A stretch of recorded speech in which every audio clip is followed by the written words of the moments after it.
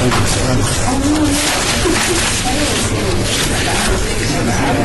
to call the meeting, the Downtown Design Review Committee meeting for August 19th, 2014 to order. Will the clerk call the roll? Chair Truesdale? Present. Vice Chair Heiser? Present. Member Nolan? Present. Member Trotman? Present. Member Bradford? Present. Member Mooney? Here. Member Brownell? Thank you. This meeting was posted and is in conformance with the open meeting law, and anybody wishing to speak before this committee today, please give your name and address for the record. This is absolutely a record turnout for the Downtown Design Review Committee, so give you guys a hand because you set a record, and, you know, I doubt this will, well, it may be changed next week, but... Now we'll go to that part of the meeting, which is public comment. Public comments during this portion of the agenda must be limited to matters on the agenda for action. If you wish to be heard, come forward to the podium and give your name and address. The amount of discussion as well as the amount of time any single speaker is allowed may be limited. If you wish to speak at this time, please come forward. Seeing no one, again, this meeting is in compliance with the open meeting law. For possible action, the final minutes by reference of the regular meeting of July 15th, 2014. Any comments, questions? Motion? Mr. Chairman, I'll be abstaining on this item as I wasn't present at the last UDRC meeting. Sorry. Okay. Amendments? Yeah. Move for approval of last meeting's minutes. Second.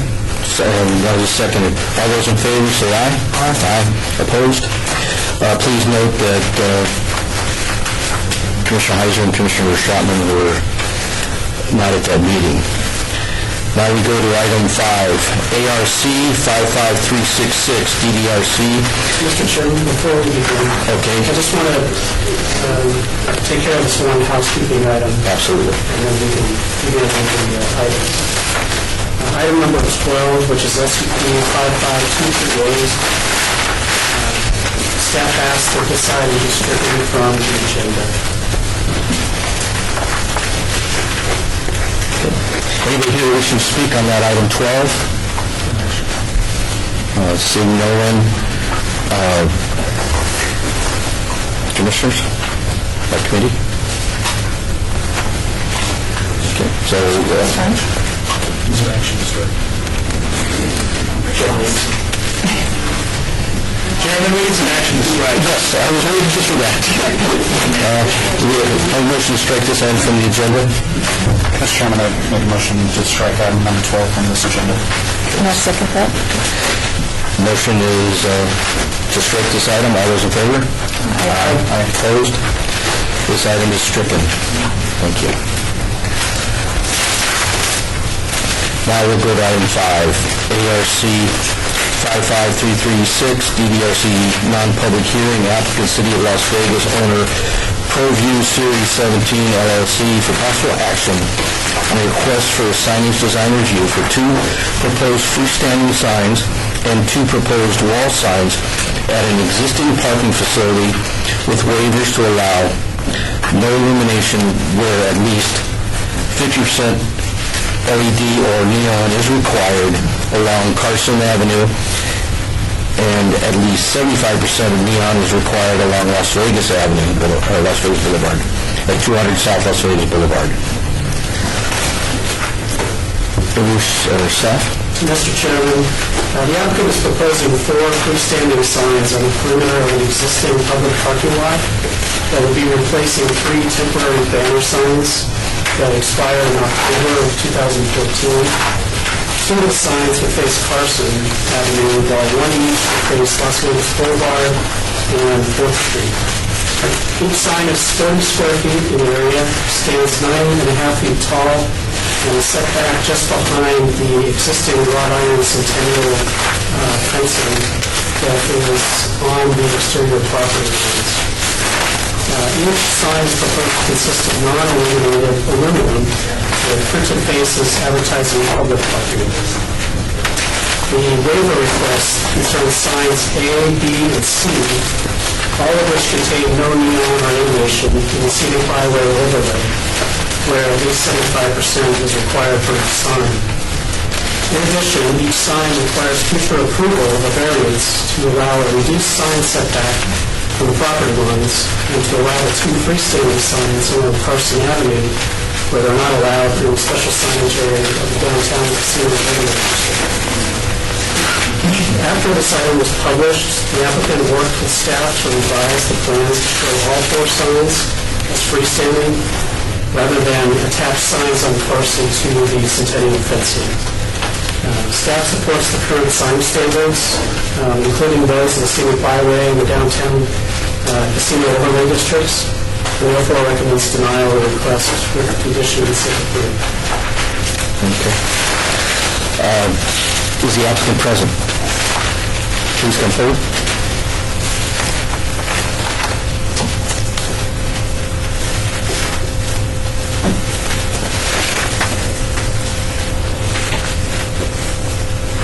Thank you. My name is Brandy Stanley. I'm the Parking Services Manager for the City of Las Vegas. The city leases this lot from the owner. We lease and operate it. And the reason we are seeking this variance is that this lot was developed under the new temporary parking lot standards and is only licensed to be a parking lot for a total of 3 years. At this point, by the time, should the variances be approved and the signs approved, by the time they get installed, they will only be allowed for the rest of the term allowed in the parking lot, which is about 1.5 years. Because the new temporary parking lot standards were put in place, there didn't appear to be much consideration to the ability to post signage on these temporary parking lots. As I'm sure you can appreciate, putting up neon and illuminated signage on a parking lot that's only going to be there for 1.5 years is a little bit cost prohibitive. So that's why we're seeking the variance. Okay. This is a public hearing, and you speak on these items, please come forward. Seeing no one, close public hearing committee. Yes, Members. Mr. Chairman, question for staff. This parking lot looks more than just temporary. It has, I think it has a DCP fence. It has everything striped. What's it lacking from becoming a permanent parking lot? Well, I did receive approval as temporary parking lot through the normal process by the commission. And they were required to put the Centennial fencing on as a measure. You said you had worked with them to put the freestanding or the setback for those signs, and yet you're still recommending? The application included 2 signs that would go directly on the wrought iron fencing. Those face Carson Avenue. But because the sign code does not allow signs on fences, we decided it was best to bring this forward as freestanding signage rather than illegal wall signage from the very beginning. And you'll notice in the supplementary part of the packets, the revised elevations are included, as well as a revised staff report. Mr. Roger. Chairman, one staff, this sign, this municipality uses well signage, is that correct? That is correct. And the reason they chose not to do so is? The signs presented here are larger than the allowed area and size for incidental signs. So if they went to incidental signage, they wouldn't be before us for any of these waivers, right? They would still be before you for the neon 75% waiver. And that's the problem I face here, is so much time, effort, and dollars of city resources over the last many years.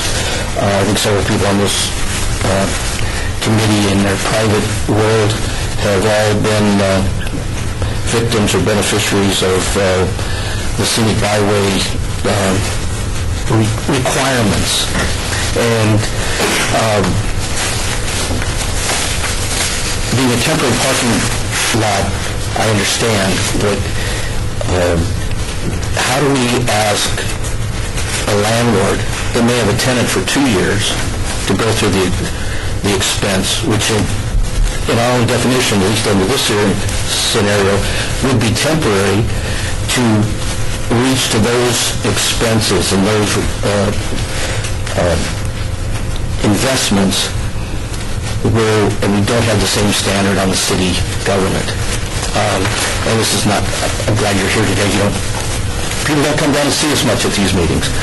But I was by the parking office, the nice office you guys have over in the garage over here, and it has some very nice graphics on the windows, and they show the city, they show what you do and all those good things.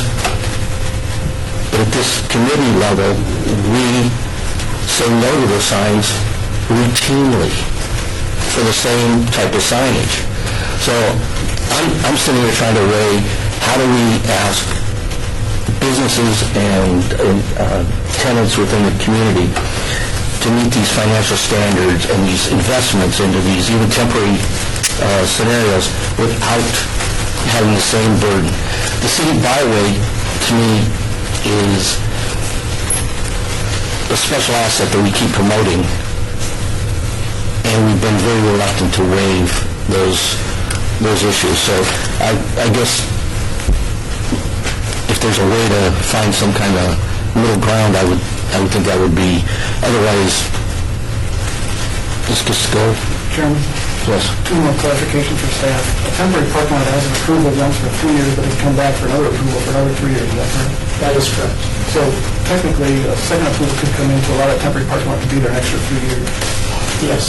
And with that, potentially the sign would come back. Yes. Okay. And the other one is, I guess I've asked when these signs go up. It looks as though the TCP was approved in March. How long have the signs been up? The signs were put up around the end of September, October of last year. So the current temporary sign permit is the second one, and we can't get any more. So either we have to take the existing banners down and just leave it as it is, or get some signage approved. And again, it's, we view it as temporary because that lot is a development site. It does not have, to my knowledge, any electricity run to it. So if we were going to install illuminated signs, we'd have to run electricity to the site, which may or may not be compatible with the future development of the lot.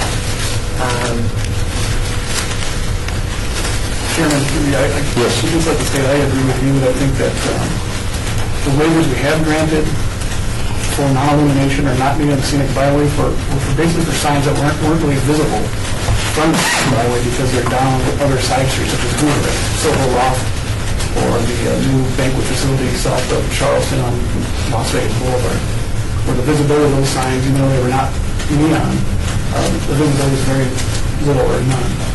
So I can't support this motion. Any other comments? I do. We've always said that there's nothing more permanent than a temporary site. But this is not city property. The city is leasing this property. And this property was a dirt lot that looked terrible. And it looked like somehow they paid for that and opened it for much-needed parking in the downtown area and cleaned it up. How long does the city have a lease for on this lot? Our lease runs for the length of time that the lot is permitted to be a temporary parking lot. So basically, it started on September 1st of 2013. It expires on August 31st of, given up, I think it's 2016. What if the property owner asks for an extension to that? The property owner would have to get the extension of the use of the temporary parking lot through through the normal approval processes, and that's his responsibility. Who is Our lease responsible? terminates at the end of 3 years. Who is responsible for the building the signs, the property owner or the leasing? The city. And is there a requirement for signs for the parking lot itself? Is there a requirement that any signage should be there? Or you're saying without any signage, nobody would know to park unless there were interior signage in the middle of the lot? That's just a question, I believe, for city. Thank you. Mr. Chairman, through you, no, there's no requirement for signage or a temporary parking lot. It's just requested by the applicant if necessary. The mechanism that we've used for signage is through a temporary signage permit, which, as the name implies, is temporary, so they expire, and there's only certain time limits within a calendar year in which those permits can be valid. So this wouldn't qualify for a temporary sign? We've used up all of their temporary sign permit possibilities this year. So next year they would be able to apply, but that leaves a gap from October 1st through December 31st, 2014.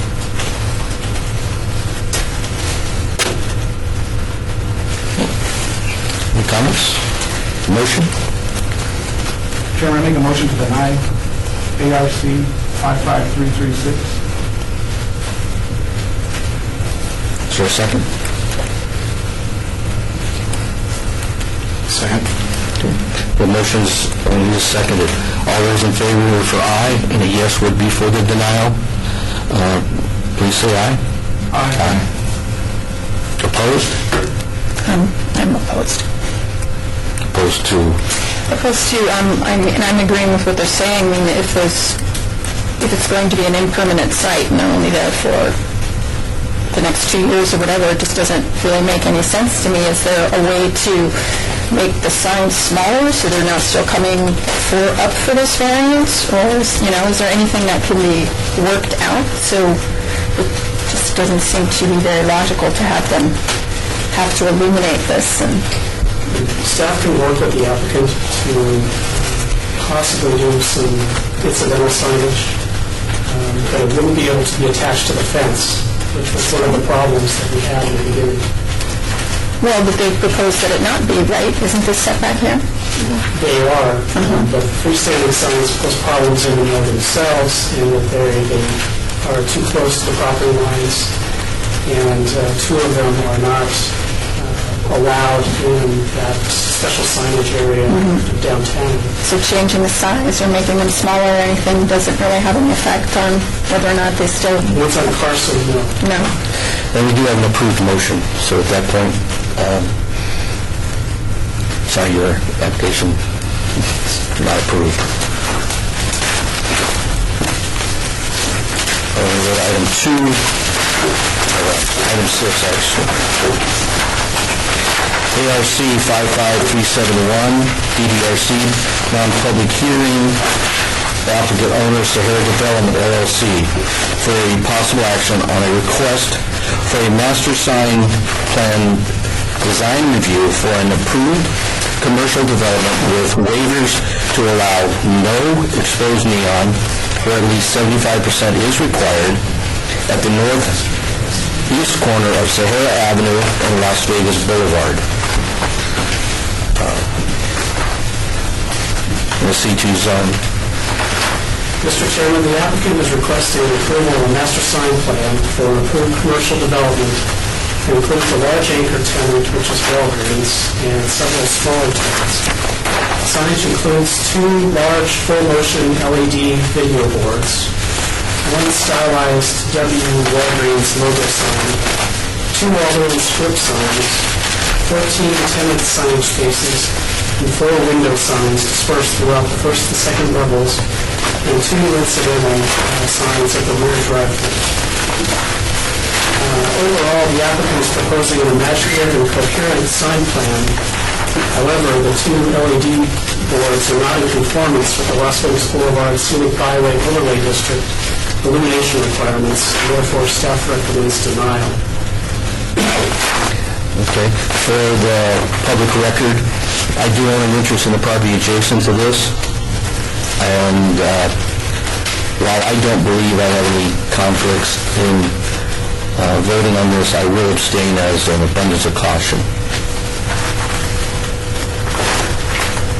So, is the applicant here?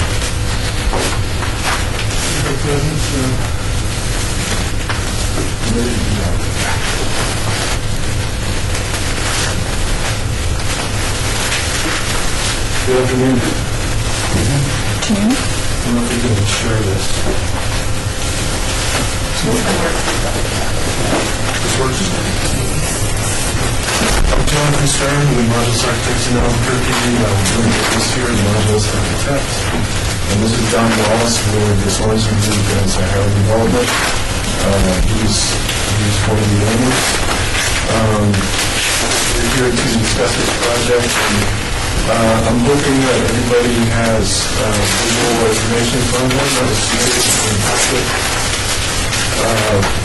I'm not going to try to overdo this. I'm going to try to hit the big points here.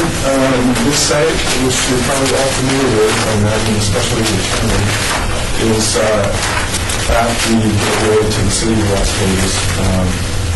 You understand that it's an iconic location.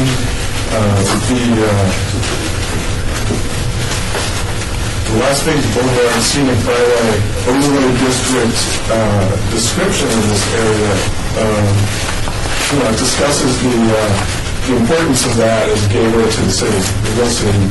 And it also talks about the Stratosphere. I didn't realize that was the biggest building west of the Mississippi River. That's something totally new to me. City of Las Vegas, it's an iconic place for the entire country.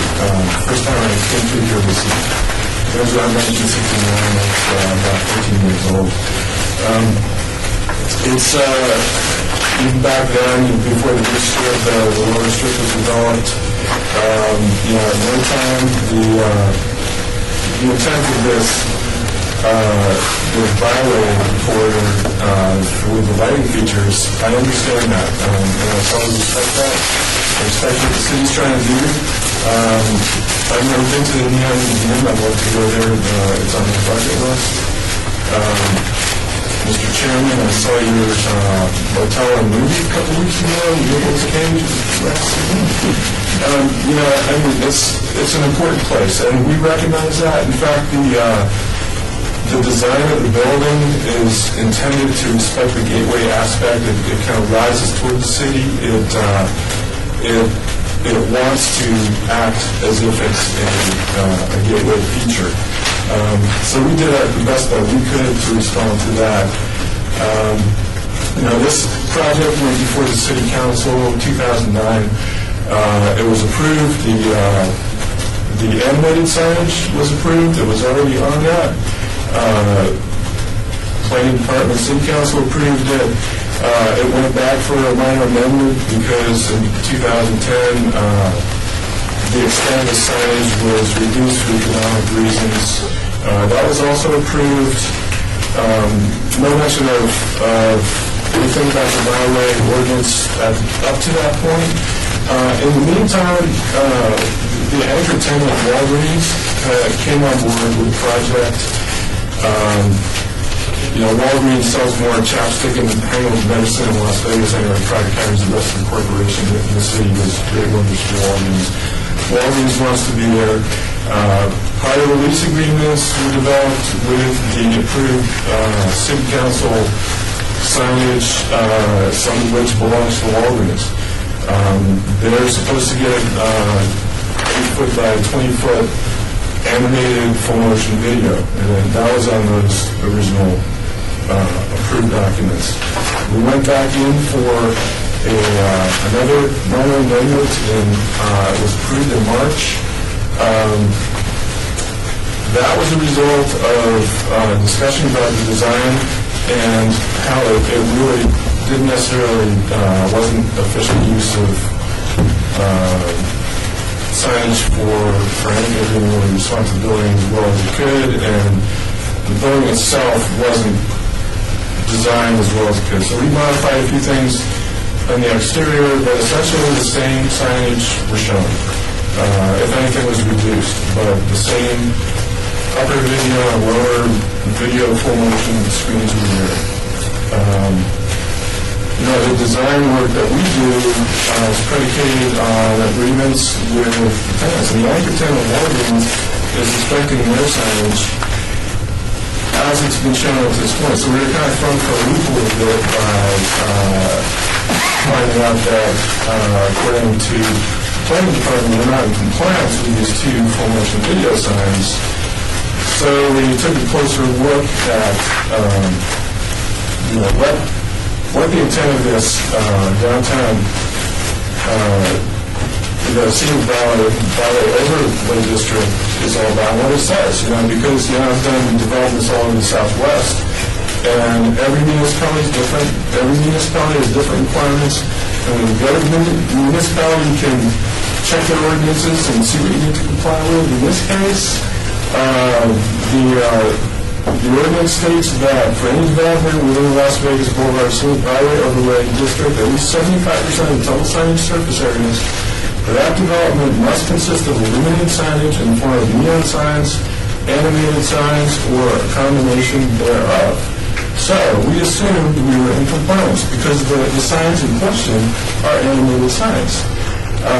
There is no, unless the committee can show me some further description here that describes animated signs as other than what we have, I think we're in full compliance. I mean, if you go to the City of Las Vegas Title 19, the Unified Building Code, there is a description of animated signs. And it says that animated sign that uses any of the following animation or movement, flashing, sequential, or oscillating lights, lighting that moves from bright to dim and back to bright, or change of lighting or message to depict action. We're talking about a full motion video sign in this case. And that's exactly what we're proposing. So when we came out of the preliminary pre-op with Mr. Swalton, who was very helpful consistently, I came away with the impression that, okay, there's some discussion about what animated signage means, and if before I die, somebody on the committee can tell me what is different that we're not complying with than what's described in the ordinances. I can't figure it out. Regardless, I think that, we came back in for the actual submission with all our tenant signage, not 75%, but 100% of our tenant signage is a neon light. We went to the brokers that are working with the owners because they have to, a lot of this space is spec retail space, and they have to produce signage for national tenants that the national tenants will come up with. And what we decided among us was, okay, well, most national tenants, they'll do reverse channel letters. If at an expense, we can add the two LEDs, that's neon light, that's also in your packet for the Walgreens. And we can require that for all the tenants. And in that case, that's 100% of the tenant signage will do that. So the way I see it, we're over-compliant. We're providing 100% of the tenant signage as neon light. And I'm not sure what I think when I read this design overlay and actually get into the spirit of it, and this segment 7, which our building is in, particularly which is inhabited by the stratosphere, the description of the purpose of that particular segment of the overlay zone is it's a connector. It's a connector between the old strip or the old Las Vegas Boulevard area and the newer part, the newer development in south of Las Vegas. When it describes the stratosphere, it says, it identifies it as a landmark. It's pivotal. pivotal for the city as both a symbolic image and literal connectors between the old and the new, between gaming and historical need for large-scale attractions, and as a connector between Las Vegas Boulevard, downtown, and its evolutionary byproduct, the Strip. And there's a map a couple of pages later, and that's repeated. The Stratosphere Tower dominates the entire ride, and we're pretty much in the armpit of the Stratosphere. And it says it forms a connector between downtown Las Vegas and its evolutionary byproduct, the Las Vegas Strip. So where we are, we're not denying the existence of South Las Vegas. I mean, we're a transitional. Our building is intended, as I said before, to be a gateway. The signage in question, that's a difficulty for the planning department, is it actually faces southwest. It faces the county. It doesn't really face the city a lot. In fact, a lot of attendant signage, half of it is not, it doesn't face Las Vegas Boulevard, which is the jurisdiction of this overlay district. So personally, I think we're going above and beyond what's requested by this overlay district. And, we're so far down the road with this, and we have to deliver the Walgreens contractually by March of next year. So that's why you see that thing going up as fast as it is. Where have we begun? We have to figure out where we are now and where we need to go. So if through discussion with the committee, there's something we have to do, hopefully without incurring added expense to the owner, I would like to hear any ideas. Okay, this was not advertised as a public hearing, so we'll go to the committee members. Member Schlottman. Yes, Mr. Chairman, a question for staff. Can you explain to me exactly what our code means by animated? Maybe I would defer to planning to talk about animation, and I can talk specifically about the words in our code. Okay. So who do you want to go first?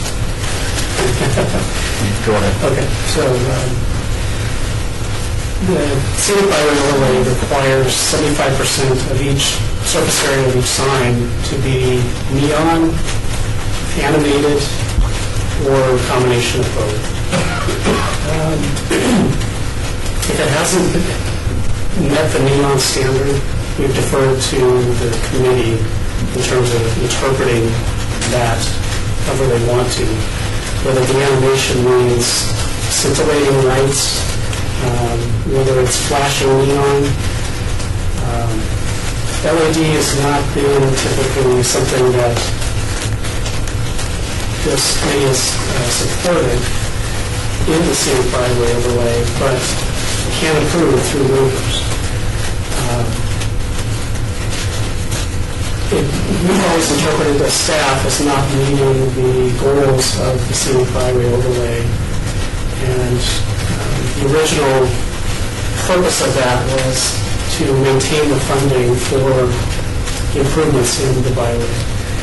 And I won't go any further to that because the extent of what I know about it is pretty limited. I'll defer then to the city attorney's office. No, that's plenty more words. Thanks, Steve. That's probably a pretty good place to start. The bottom line is this. Look, codes are drafted a bunch of different ways. In this case, we've got the 75% requirement in two places. One, it's in 1910-160, right? And that has to do with our scenic byway overlay district. It's also in 1910-100, which is the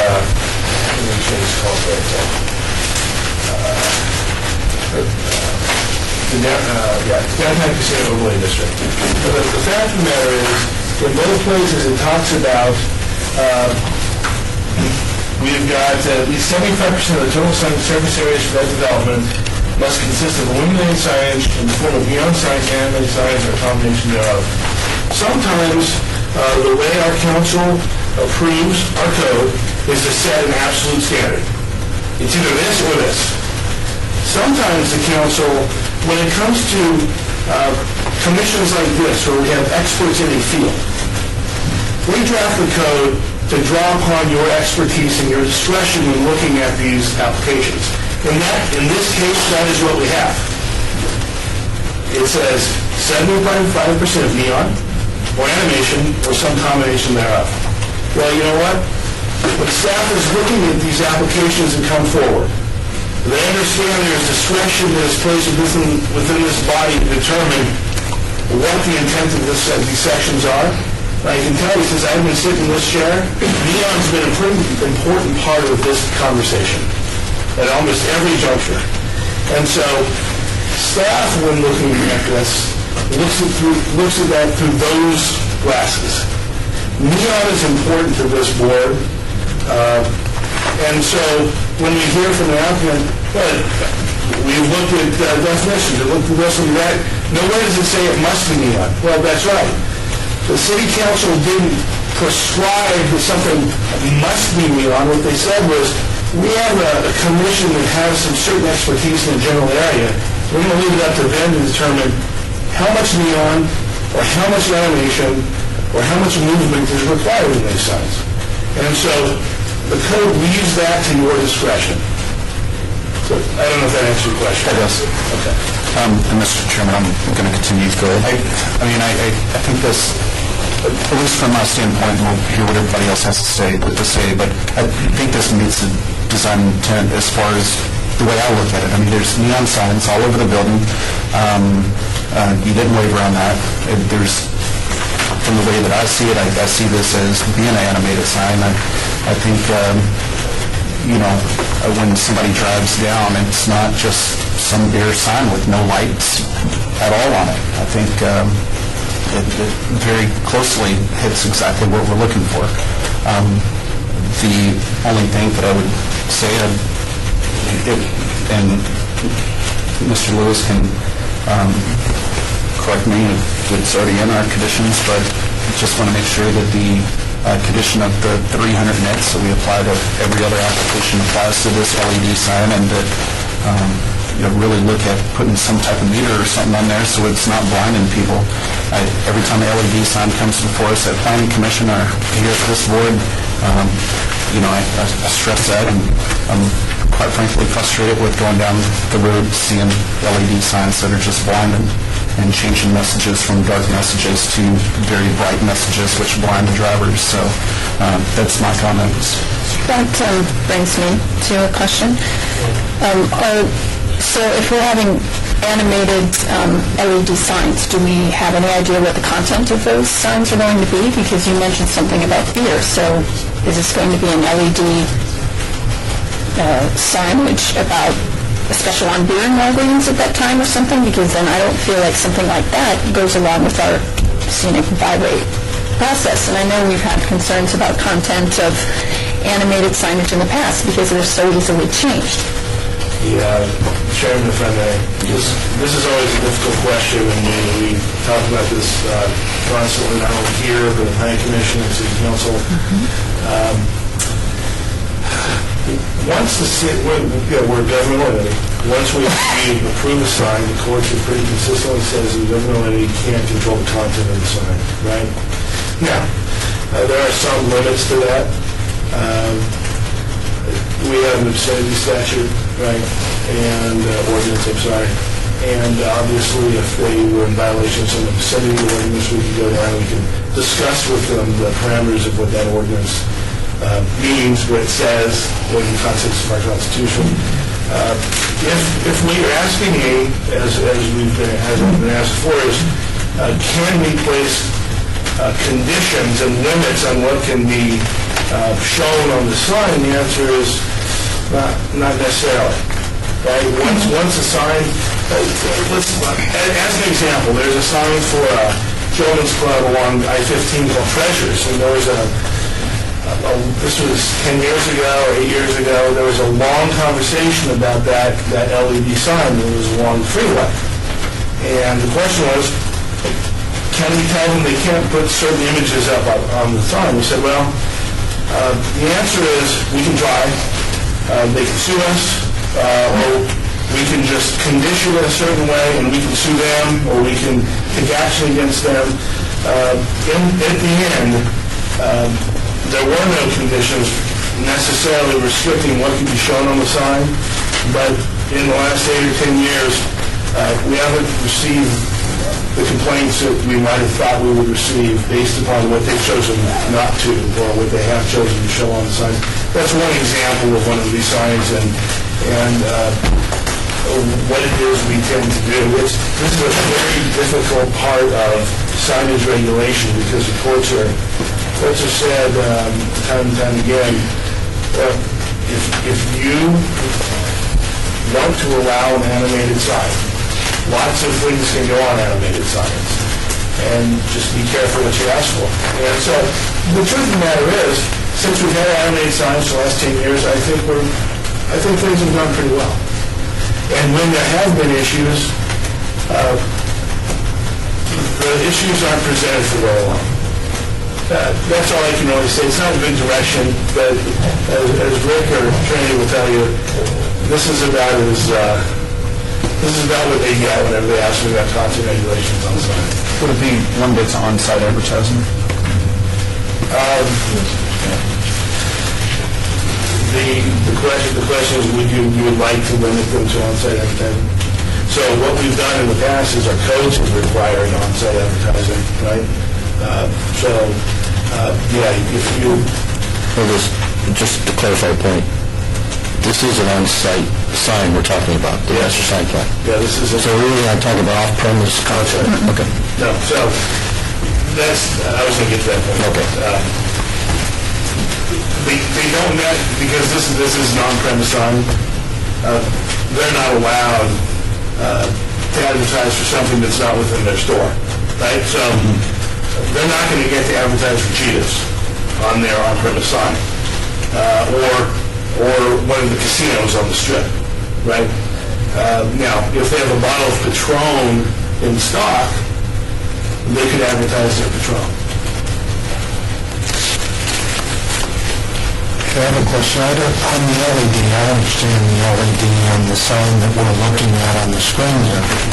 On the lower part, both in my book and up there, where we're seeing Walgreens, and in the lower picture, that W, those are neon?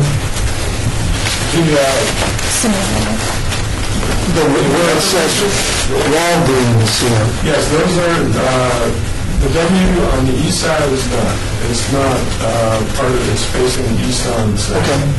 But the two strip signs, one of which is facing Sarah, the other one is facing Las Vegas Boulevard, are both intended to be neon per that exhibit that you have in your packet. Okay. So are we saying then that just the total circumference of the larger sign has no neon, but there is neon included on the face of the building? All the time. Where it states Walgreens, those aren't changing out. That's neon encased. That's correct. Lighting. And as part of our master plan, we are requiring all the tenants, there are tenants that will be on that second floor patio as well, set back a little bit, but we're also requiring them to have that simulated neon reverse channel lighting with that. So how many LED signs are there? The two that I'm seeing, the large one and the one below it? The animated signs are the two, yes. And, may I add those, the lower ones is for Walgreens purpose, the other one is for owner's use, they couldn't use it for any of the tenants. It's an opportunity for the city to get into, having public service display up there. Welcome to Las Vegas up there, because that is the gateway of the city of Las Vegas. That's what Either or. advertising. It goes back to... It's more art. Can I make a point? Member. When you did your introduction, two of the words that stood out were gateway and iconic. And this site is a gateway to the city. It is, I think it's a beautiful building, it's a beautiful addition to the city. I'm a little concerned because I don't see any actual neon, I see a lot of simulated neon.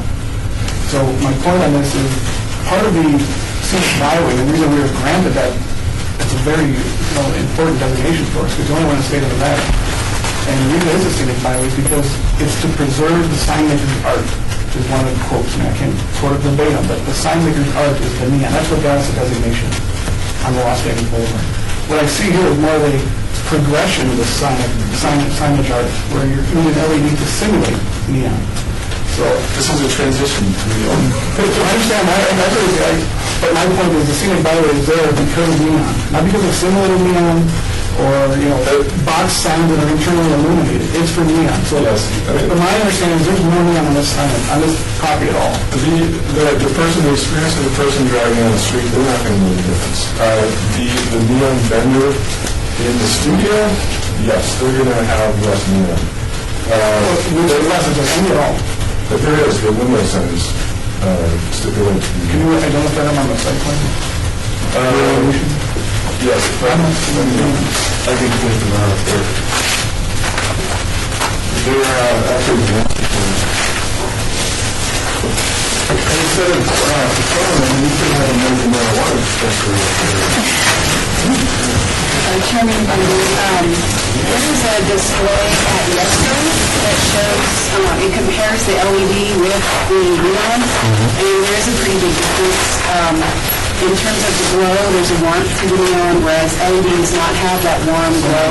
So I just wanted to say that there is a difference. It's really obvious. Thank you. Thank you. It's not a lot, it's interior.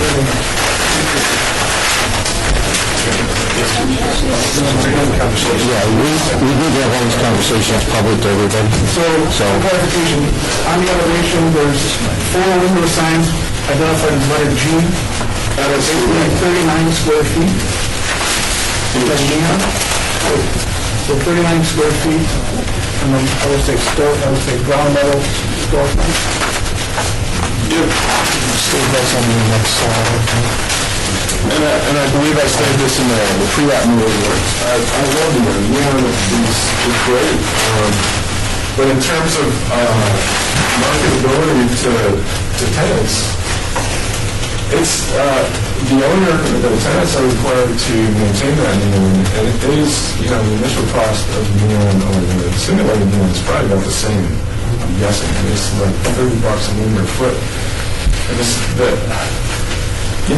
in this day and age, it's hard to justify the cost and to try to attract tenants that have to do and maintain large neon signage.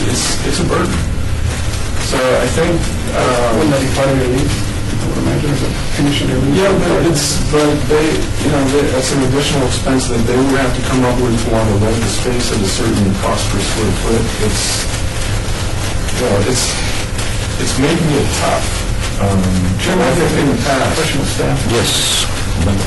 Staff, if the 2 LED signs were wrapped in bands of neon, would they have received your support? Which signs are The 2 LED animated signs, the large signs? They probably would, especially if they were double striped. So 2 or 3 boxes around the sign area would basically allow you to... With that large of a sign, probably just one border would be enough. Are you talking about the animated signs? Yeah. What I may propose in that stuff, you're talking about maybe to border that thing twice, $10,000 just for the materials. That doesn't include what you have to mount it on and the power to it. But the animated video is the resolution is so high. I mean, could we not do that? Stipulate that that's part of the display, the video display. Because we could, probably produce a very bright looking neon. And these are the same sign companies that used to do it. They're making this stuff now, they're making LEDs, and they're fighting tooth and nail for these things right now. One last clarification. If this is denied by the BDRC, would they have the right to appeal to City Council? That's correct. Absolutely. This can be appealed to the city council directly on the next available agenda. Within 10 days of the final approval here from DDRC. I'm hoping we don't have to go there. It's the time element, we do have to deliver this property by March, so if we have to change this many days, it's going to be tough. So the question for Brad, One more. When the approval of this SDR, was there not a condition stating signage had to be approved separately? I don't know if there was an exact condition to that effect, but the approval was for a variance, which allowed the sign areas. It did not allow the actual sign. That's done by a building permit. I'm sorry. But the exhibits, just to clarify that, did show a full motion video in the locations that were shown, just a lot more of it. And that was pretty nice again.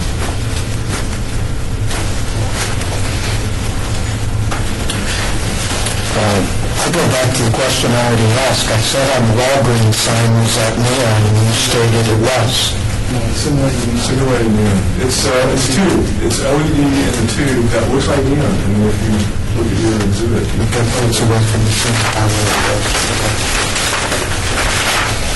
So, we have a motion or craft some kind of solution that might be acceptable to everyone?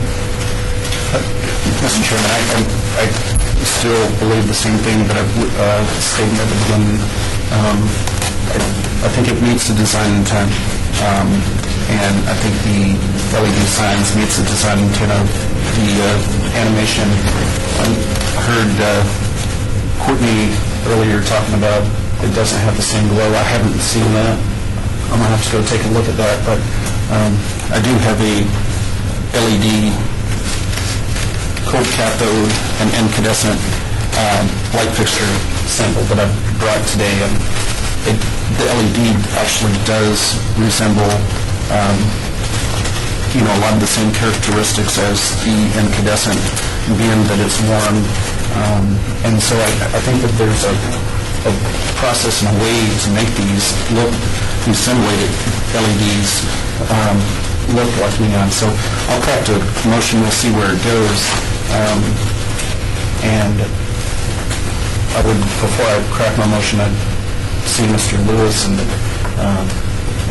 Mrs. Swanton talking earlier about the condition that I wanted to add, and just want to see if you have crafted a condition. Mr. Chairman, I think your condition is with regard to the luminosity of the sign itself. Correct. I don't know what 300 versus 500 versus 100 is. I mean, I would certainly make sure that it wasn't either too bright or too dim, but the motion will be move to approve with the addition of a condition that says sign shall be no brighter than, and then if we have a calculation that is acceptable in that community, in that industry, I would appreciate using that. Let me try to go here, because I think the city actually does have something, so I'll make a motion to approve this application based on the city's current standards. Can I reach back to Director Bennett? Step in here, 25, Department of Planning. The standard is located in Title 1908 for our supergraphic signage, and we've established a standard of 300 units, and we can just refer to Title 1908 for supergraphic signage. That would be the illumination limitation. Okay. So the limitation with it, I think it's just pretty easy to say your condition to be the sign, the LED sign. I mean, let's make sure we know which ones they are, because there's at least two of them, right? Sure. So I basically would move to approve agenda item number 6 with the condition that the applicant would meet the standards of Title 19.08 for the two LED signs, the two animated LED signs. Sorry, Trinity. Are we considering bordering it with simulated, the simulated neon border or not? That's off. Not in my motion. If Okay. this motion fails, then somebody else can make another motion. So the motion is to approve with a limitation brightness at 300 nits. Per Title 1908. Okay. Okay, there's a motion. Is there a... Before the motion, I just like to state, I can't support 4 neon signs when 21 are provided, so I'm a scenic byway, so I'll be voting against this motion. There's a motion. Do we have a second?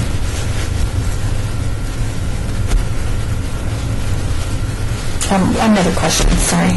So the simulated border around the signage and so on, is that additionally a horrible burden for that particular signage, or? The preference would be to include it in the animated portion, and, that, the resolution of that is so good that So it's just basically a graphic that's part of that sign?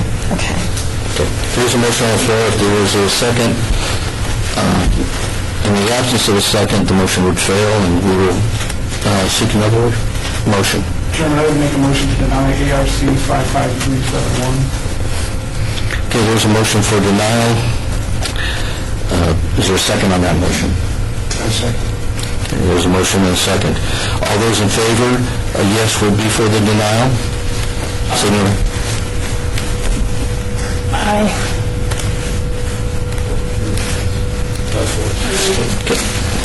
3-2, and I abstain. 2 aye votes.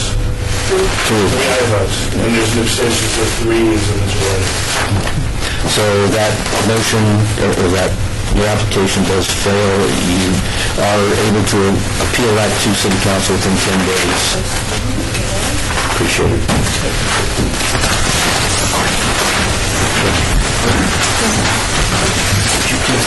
Would you give him that card?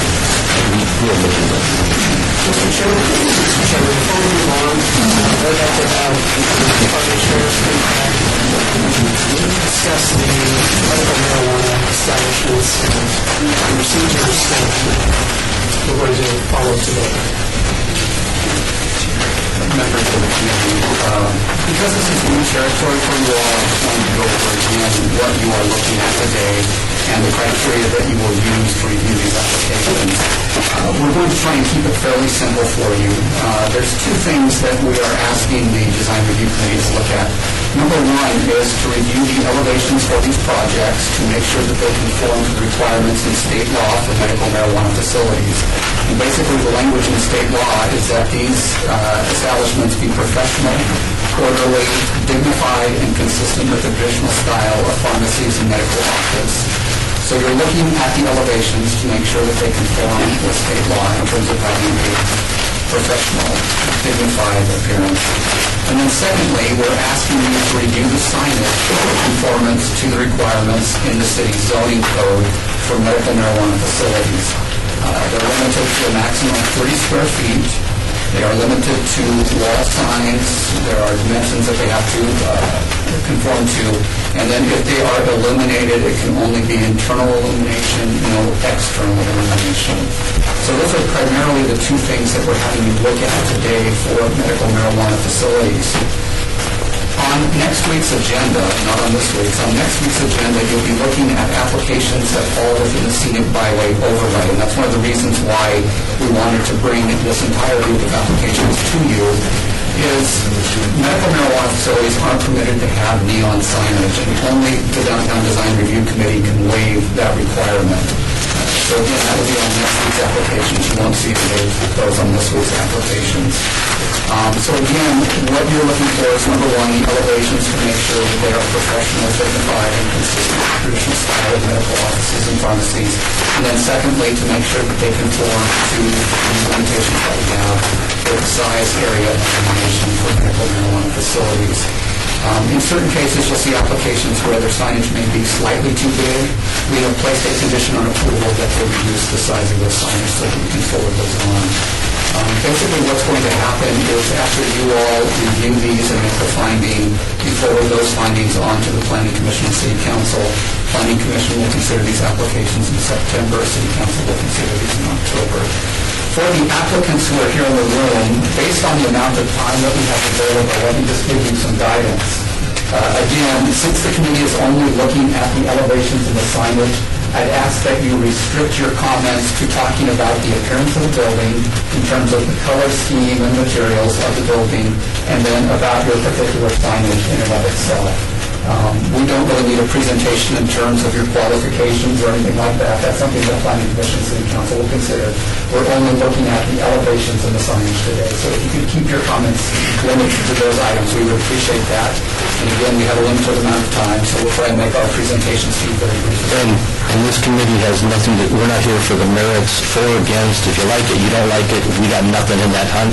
So it won't do you any good to bring those issues up. So let's start with item 7, SUP 54969 DDRC, special use permit, non-public hearing, applicant Samantha's Remedies, owner IRED B&E LLC, for possible action on request for review of a building and sign elevations only in association with the proposed 5,892 square foot medical marijuana dispensary at 3500 West Earl Avenue. Staff or applicant present? Mr. Chairman, the proposed dispensary will be located within an existing single-story building having the appearance of a medical office. And in this particular instance, the signage fails to meet the requirements and only one sign is allowed on the Sahara frontage. And they have 2 shown, and the diameter of the sign exceeds the 2-foot maximum allowed by Title 19. So staff is recommending approval of the request with the condition to submit revised conforming sign elevations prior to the issuance of permit. Okay. Thank you. Applicant. Good afternoon, I'm Winston Henderson, 1555 East Flamingo, on behalf of the applicants who are here today. We have reviewed the staff conditions and recommendations. We concur. We have no problem with eliminating one of the signs on the side of the building to bring us down into compliance. As you can see, it's a pretty straightforward building, fairly previously used as a professional bank building, and it would retain the character. So with that, we would ask for your approval. Okay. And if you go down to one sign, you'd place that in the middle of the fascia, I believe? That's correct. Okay. All right. Chairman, I have a question for the director. Before you left, 2 things. I visited all these sites over the weekend and found many of them have, in addition to wall signage, they have freestanding ground signs. Some are consolidated freestanding ground signs. They have a panel in front of the building. But what I'm reading from our staff report is basically limited to 1 sign per frontage, and that's a wall sign. Is that correct? That is correct. They are not permitted to have signage on a monument or a freestanding sign. It's just a wall sign that's permitted by code. And so those applications that do have freestanding ground sign on a parcel for that site, is there any condition that those freestanding signs should be removed? It depends on the individual conditions. Most of these are part of a multi-tenant center, and so the other tenants obviously would be permitted to have their signage on those freestanding signs. And so again, we'll look at that on a case-by-case basis. And the other question would be, many of these sites are in corridors, actually you can see in the lower right-hand corner of the illustration, there's a billboard on this site. I don't know where the 10 square feet came from, or 30 square feet came from. I didn't see it in the state code. It's in Title 19. It is Title 19, okay, so 30 square feet and with 1 sign, that's pretty limited for what we understand for regular commercial locations where you have a wall sign on a building, you have a road sign or a freestanding ground sign on a panel out front. So we're basically making these different than most other pharmacies, potentially, where, such as the Walgreens that we just saw, you can have a Walgreens on a sign on each frontage, you can have a freestanding ground sign in front. So there is a slight difference. There is a difference, and that's the basis for this type of use. And then again, there's no, if I was the owner of this site, and I was limited to 30 square feet of signage, I would most likely lease that billboard behind it. That is not possible. No, not, okay. No. The process went very detailed into limiting the scope and scale of signage to reflect this grand experiment, for lack of a better description. And Member Schott. Yes, Mr. Chairman, question for staff. Can you just repeat the requirement, internal illumination is allowed, but is it required? According to the ordinance, it does say internal illumination shall be required, shall be provided? Let me clarify that for the record. Illumination, if they're going to provide it, is to be internal. They don't have to have illumination. No one is forced to illuminate their sign. But quite realistically, with 30 square feet, you might want to think about lights. Just two questions. First, there was two signs originally proposed, and by the illumination, I'm assuming this is like a box sign with fluorescent inside or whatever it is. Which location are we looking at for the signage?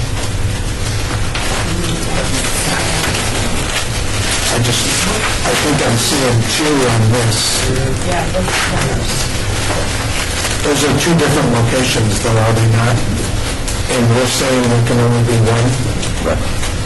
Are we saying, are they advising us which one we're using? They have their choice between those two locations? Yes. I see.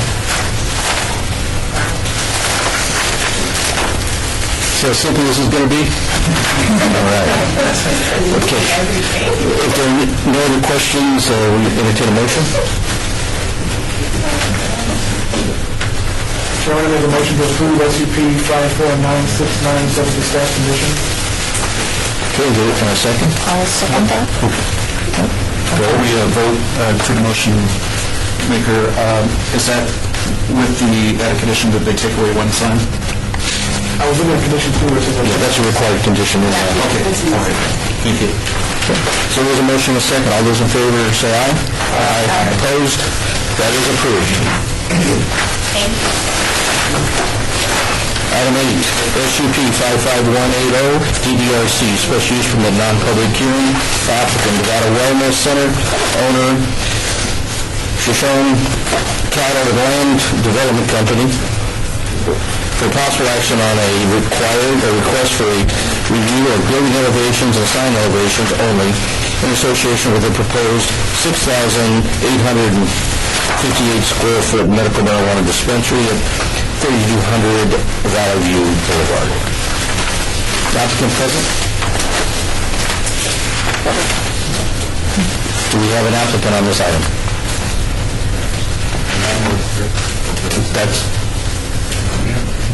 If the landlord wants to, it's his building, wants to represent it, that's fine, or the applicant? I'll represent the applicant. All right. Mr. Chairman, in this case, the elevation is set in accordance of an office building, and the signage will be on the west and the south elevations. Neither sign meets the height criteria of Title 19. The west-facing sign is 3 feet in height, where 2 is required, and the south-facing sign is 2 feet 2 inches, where 2 feet is required. Staff recommends approval with the condition to submit revised conforming elevations prior to the issuance of building permits. Mr. Henderson, architect, District 55, East Flamingo, on behalf of the applicant. Again, we have reviewed staff recommendations and conditions, and they are acceptable, and with that, we ask for your approval. Okay. Members, any comments or questions? This site is a standalone site and does have a freestanding ground sign on the south corner of the property. The advertising for the field will not use that freestanding coloring sign. That sign also includes an animated reader board. Is the applicant willing to remove that sign? We are. So is there a motion? Chairman, I make a motion to approve SCP 55180, subject to staff conditions and an added condition to remove the freestanding ground sign. Pardon me, are you asking to remove the entire sign or the animated reader board? The entire sign. We'll confirm. Is there a second on that? I'll second that motion. The motion is second. All those in favor, say aye. Aye. Aye. Opposed? Okay, that is approved. Thank you very much. Thank you. Item 9, SUP 55196, DDRC, special use from the non-public hearing applicant Golden Wellness, Inc. Owner has 11 LLC for possible action for a review of building and sign elevations in association with a proposed 4,516 square foot medical marijuana dispensary at 2230 West Bonanza Road. I will abstain on this item inasmuch as I represented the applicant in this lease transaction. Mr. Chairman, this location is currently the site of a small retail building. Signage will be located on the west and south elevations and is in compliance with all requirements of the ordinance. Staff recommends approval of this request with the conditions as staff has presented. Okay. Are there any questions? The applicant first. The applicant first. Is the applicant here? Madam Chair, Madam Vice Chair, Greg Bordeaux, 300 South 4th Street, here for the applicant. We appreciate the staff's favorable recommendation. The signage obviously completely conforms.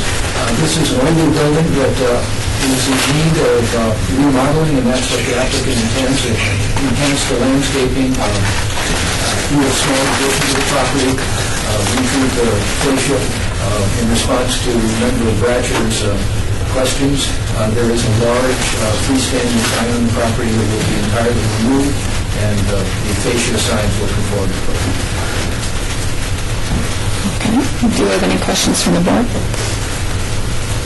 I would just like to make sure that we can have a condition stating that freestanding sign is removed from the site. Okay. This freestanding sign, is it for... It's actually 80 foot, it's going to McDonald's, it's 80-foot sign on Bonanza, I believe it's 80 foot. And there's no reason for an 80-foot sign when you allow 30 square foot signage. And it's freestanding, which also isn't allowed, so we'll just take it down and replace with good landscaping. Perfect. Any other questions? Do we have a motion? Motion to approve. Anyone second? Is that a motion? Yeah, subject to Subject to the condition of the freestanding sign. staff conditions and, That's the motion. all right? The motion then, All in favor? all in favor? Aye. Opposed? Abstention 1. Okay, abstention.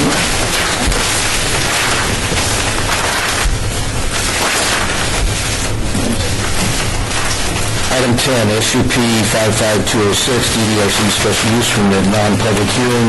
Applicant Natural Apothecary LLC, owner 5801 West Craig LLC, for possible action on a request for review of building and sign elevations only in association with a proposed 1,320 square foot medical marijuana dispensary at 501 West Craig Road. Excuse me, 5801. 5801. Is correct, Suite 120. Mr. Chairman, this location is a suite in a commercial shopping center, which is situated at the intersection of two major streets, which is the southeast corner of Craig and Jones. Signage includes one wall sign on the west elevation only, and that is in compliance with all requirements of the ordinance. So staff recommends approval of the request with conditions. Thank you. The applicant is present. Very high on 78th Street. Represent the applicant in this matter, and just made what it is. Just have one sign.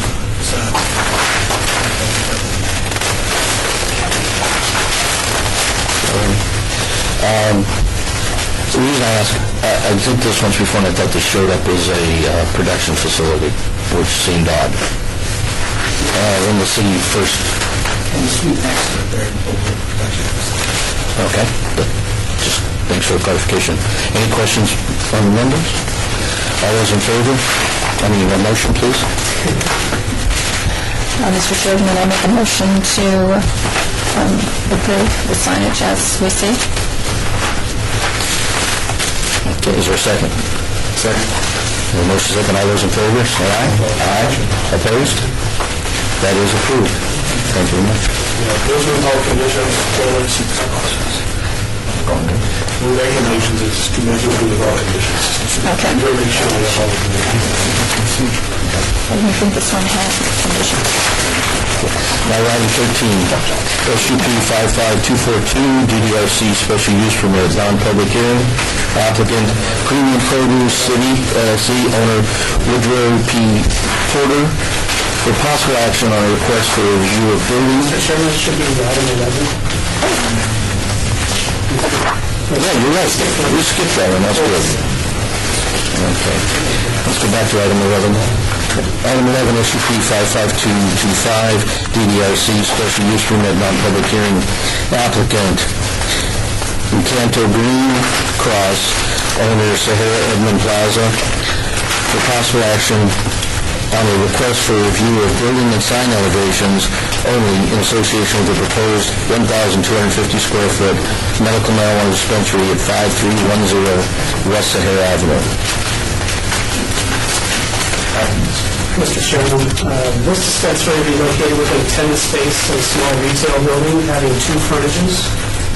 One wall sign cabinet is proposed along the east elevation. It doesn't meet both the height or size requirement, and staff's added the condition of approval to require a revised conforming sign elevation prior to the issuance of the building permit. Is the applicant present? Yes. What we propose to do in that particular one there is, as well, is actually to go have the EGC put on the east elevation of the frontage here. We're actually going to be in this section here. And what we would do is actually we're going to go with EGC would be up here at the top, 1 foot by 15. We would have the E, G, and C, and then we have the dispensary underneath it. So it would be actually 2 foot by 15. So each of the E, G, and C would be 1 foot, the letters centered, and then dispensary would actually be 1 foot as well. So that, but if you have two 1 foot letters, you won't have any spacing between them? There will actually, the space, the EGC will actually be centered. So like say here's the door here, center of it, so the EGC will be centered in the middle of the 15. What I'm saying, if you get 2 feet in height, you can't have two 1 foot letters, or you won't have spacing between the two. So you have to go to about an 8-inch letter to accomplish what you're talking about. Correct. Okay. I just want to make sure when we leave here, we didn't create a bigger issue for you. That's all. The total signage is 2 by 15. Right. Yeah. Okay. So 2 by 15. So what we propose, if we could do it that way with the 8 inch, as you said, or we could just do EGC dispensary all the way across with 2 foot by 15. So you're willing to meet the staff's requirements to reduce the size to meet the design standard? Okay. Just to be clear, the staff requirement is before the new zoning permit, they're going to have to meet this 2 by 15 foot table. It's approved with that condition. Okay. I'm sorry, could I have them introduce themselves? Yes. I am Nick Gutierrez with Encanto Green Cross. Natalie Trump was held Okay. To your question, this site also has a freestanding consolidated sign on Charleston, and we're going to be able to put a panel on that sign. Yes, we understand that. It would just be on the building only. All right. Is there a motion? Mr. Chairman, on item number 11, I would move to approve, subject to all staff's conditions. Is there a second? Second? Okay, there's a second. All those in favor? Aye. Opposed? Okay, that is approved. Thank you very much for your time. Now we're going to go to item 13. SUP 55242, GDRC special use permit, non-public hearing. Applicant, Premium Produce City, LLC, owner Woodrow P. Porter, for possible action on a request for review of building and sign elevations only in association with the proposed 1,750 square foot medical marijuana dispensary at 701 North Main Street. I am going to abstain on this item since an agent in my office represented this applicant on their real estate transaction. Mr. Chairman, for the record, Doug Rankin, of the Planning Department. This item is in conformance with the requirements for the elevations and the signage.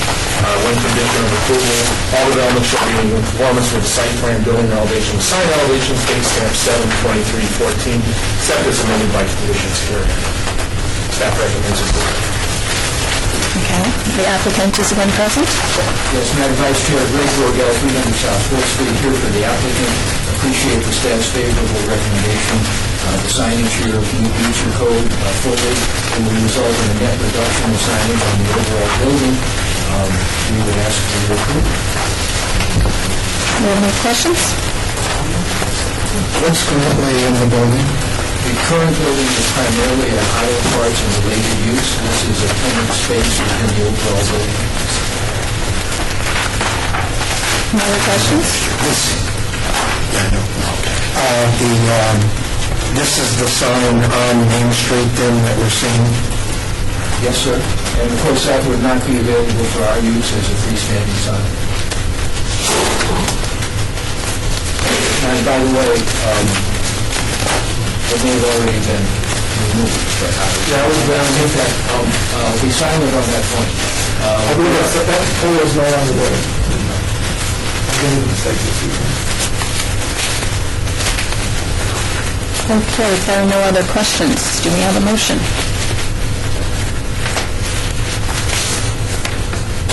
I have a quick question. I'm curious about the name. Is that Premium Produce? Obviously, we can't have too much say in that, but does the applicant feel that might be a little bit confusing, and some people might walk in there with kids thinking that there's produce for sale?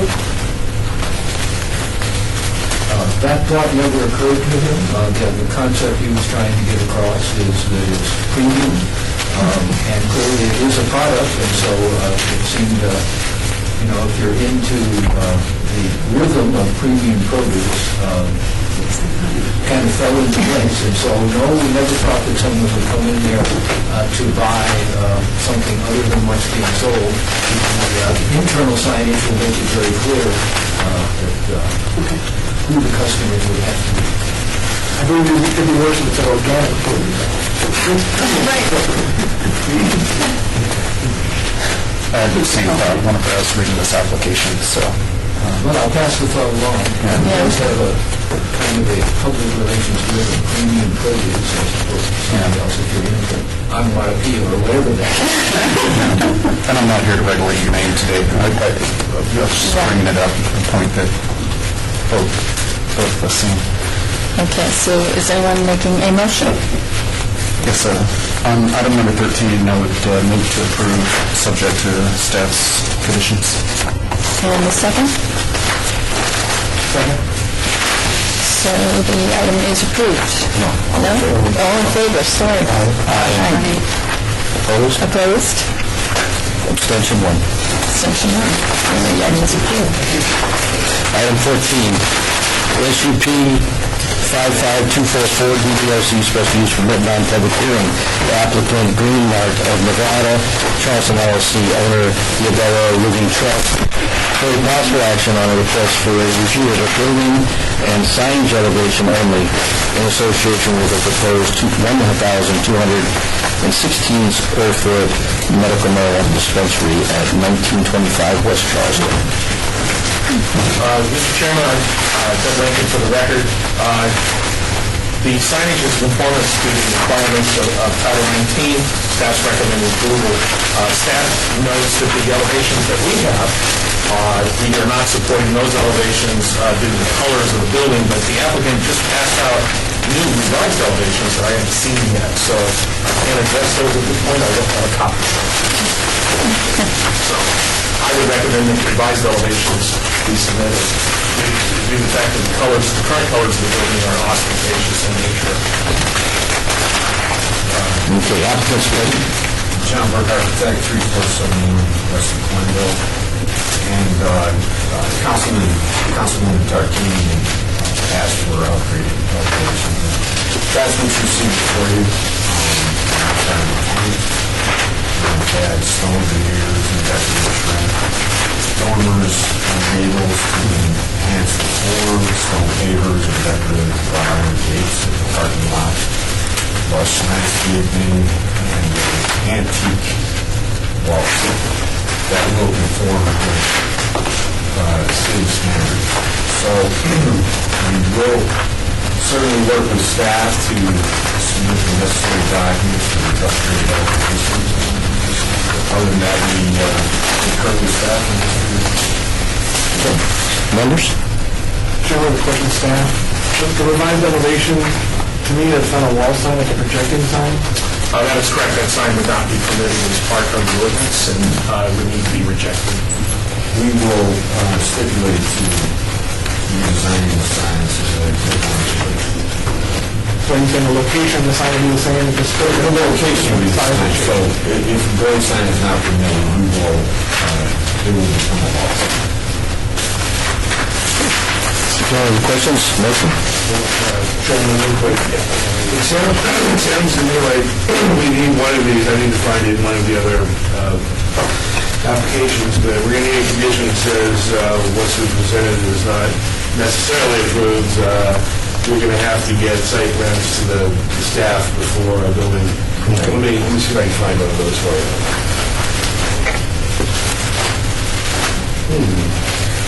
Mr. Chairman, for you.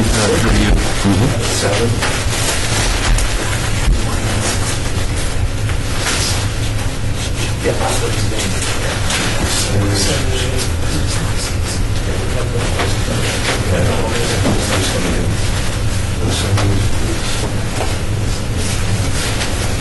If you just, you go, Mr.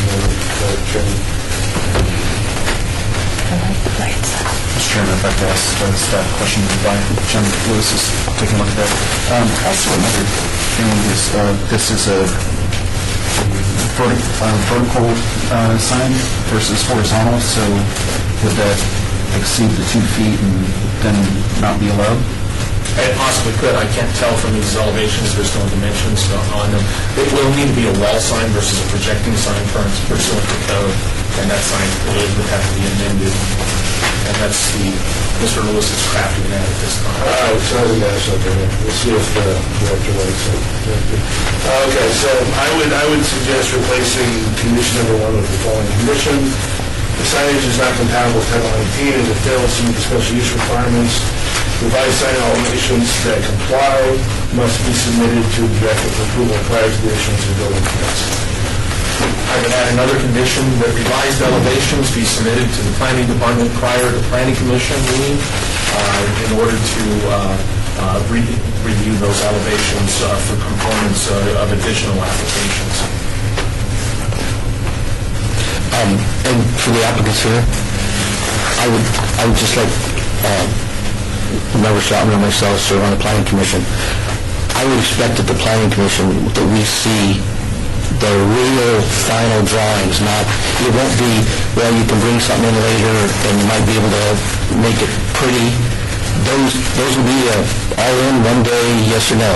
And that's not what you want. So I suggest if there's any questions, you get it done in advance. Okay? Because this makes, I understand your interest here, but it makes it confusing for us. I can say this and change the color, and the sign's approved, and then you work with staff. That's better. But here we've got something that is, now we're trying to judge whether this is aesthetically pleasing or was it even contemplated in the beginning. So that makes it very difficult. But if there are no other questions, members, motion? What is the lengthy motion? I make a motion for approval with conditions that Mr. Lewis stated, and then with the additional condition that revised elevations be submitted that conform to the site plan and the building elevation, sign elevations that Submitted here today. Submitted here today, okay. Are you in agreement with those? Okay. Motion? Oh, that was motion. I stuttered as I well. didn't have a chance to read it, restate it. Don't worry about that. So, okay, motion is second. All those in favor? Aye. Aye. Opposed? Nay. Okay. Thank you very much. Now we're going to go to item 15. Right? SUP 55249, DDRC, special use permit, non-public hearing, applicant, Premium Produce City, LLC, owner BF Trust for possible action on a request for a review of building and sign elevations only in association with the proposed 3,000 square foot medical marijuana dispensary at 215 North 3rd Street. I'm going to abstain on this item since an individual within my office represented the applicant in the real estate transaction. Once again, Doug Rankin for the record. This application complies with all the requirements of Title 19, the signage is in conformance to the minimum requirements, and also the elevations are within the design guidelines. As such, we would just have one standard condition: all development shall be in conformance with the site plan, building elevation, sign elevation, state stamp 72314, except as of any conditions. Okay. Garrison, being Great Bordell, 300 South 4th Street, for the applicant. Appreciate the staff's favorable recommendation. As they point out, it's fully in conformance with your code. We appreciate favorable action. This is another property that serves currently a freestanding sign. This will be removed and the course of development. Council, the commission that the freestanding sign that be removed prior to... Okay. Yeah, I thought I was looking at the other, at the Main Street property here. It looked very similar. So the same group? Yes, sir. It has two requests? Yes, sir. And the same name? Yes, sir. It's still proposed to be, as you see, Okay. No other questions? If not, do we have a motion?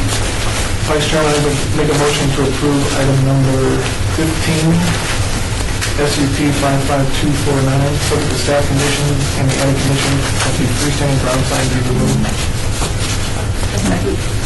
Okay. Are those in agreement? Aye. Anyone opposed? One abstention. And one abstention. So the motion passes. Thank you. Good day. Thank you. Thank you. Now we go to item 16, SUP 55263, DDRC special use permit on public hearing. Applicant Positive Space, Inc., owner the Midmen of Nevada 2 LLC, for possible action on a request for a review of building and sign elevations only in association with a proposed 3,550 square foot medical marijuana dispensary at 2908 Highland Drive. My name is David Gillespie. I am COO of Midmen of Nevada, and I live at 18 Scarborough Drive, Henderson, Nevada, 89052. I'm Duke Fu, 2857 Fairfax Road.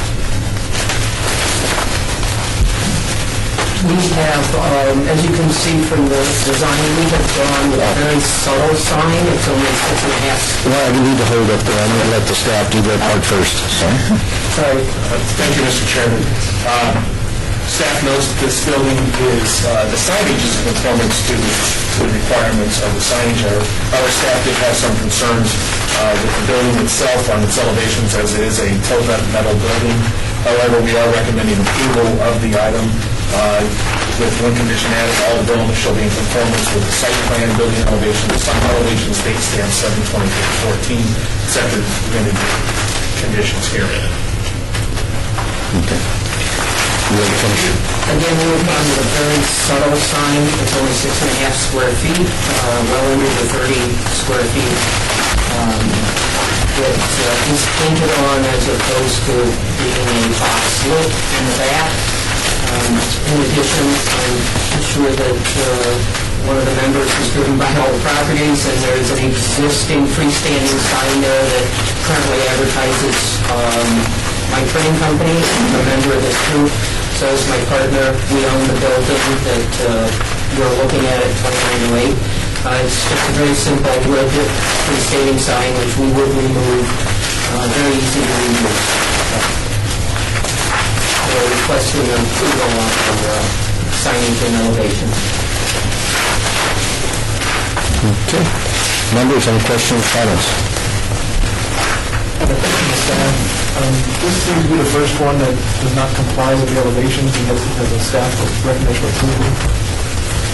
Yeah, our recommendation is predicated on the fact that the building is not ostentatious in nature, and it's not a traditional pharmacy look, but it's not,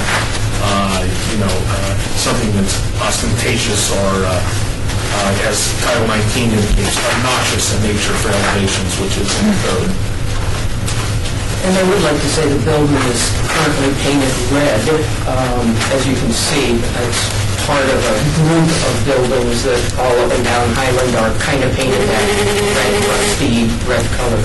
We are not opposed to painting it a sandy type of color. As a matter of fact, I have a rendering over there if you would like to see it that would show the building as one entire sandy color. Quite honestly, I've never liked the red myself.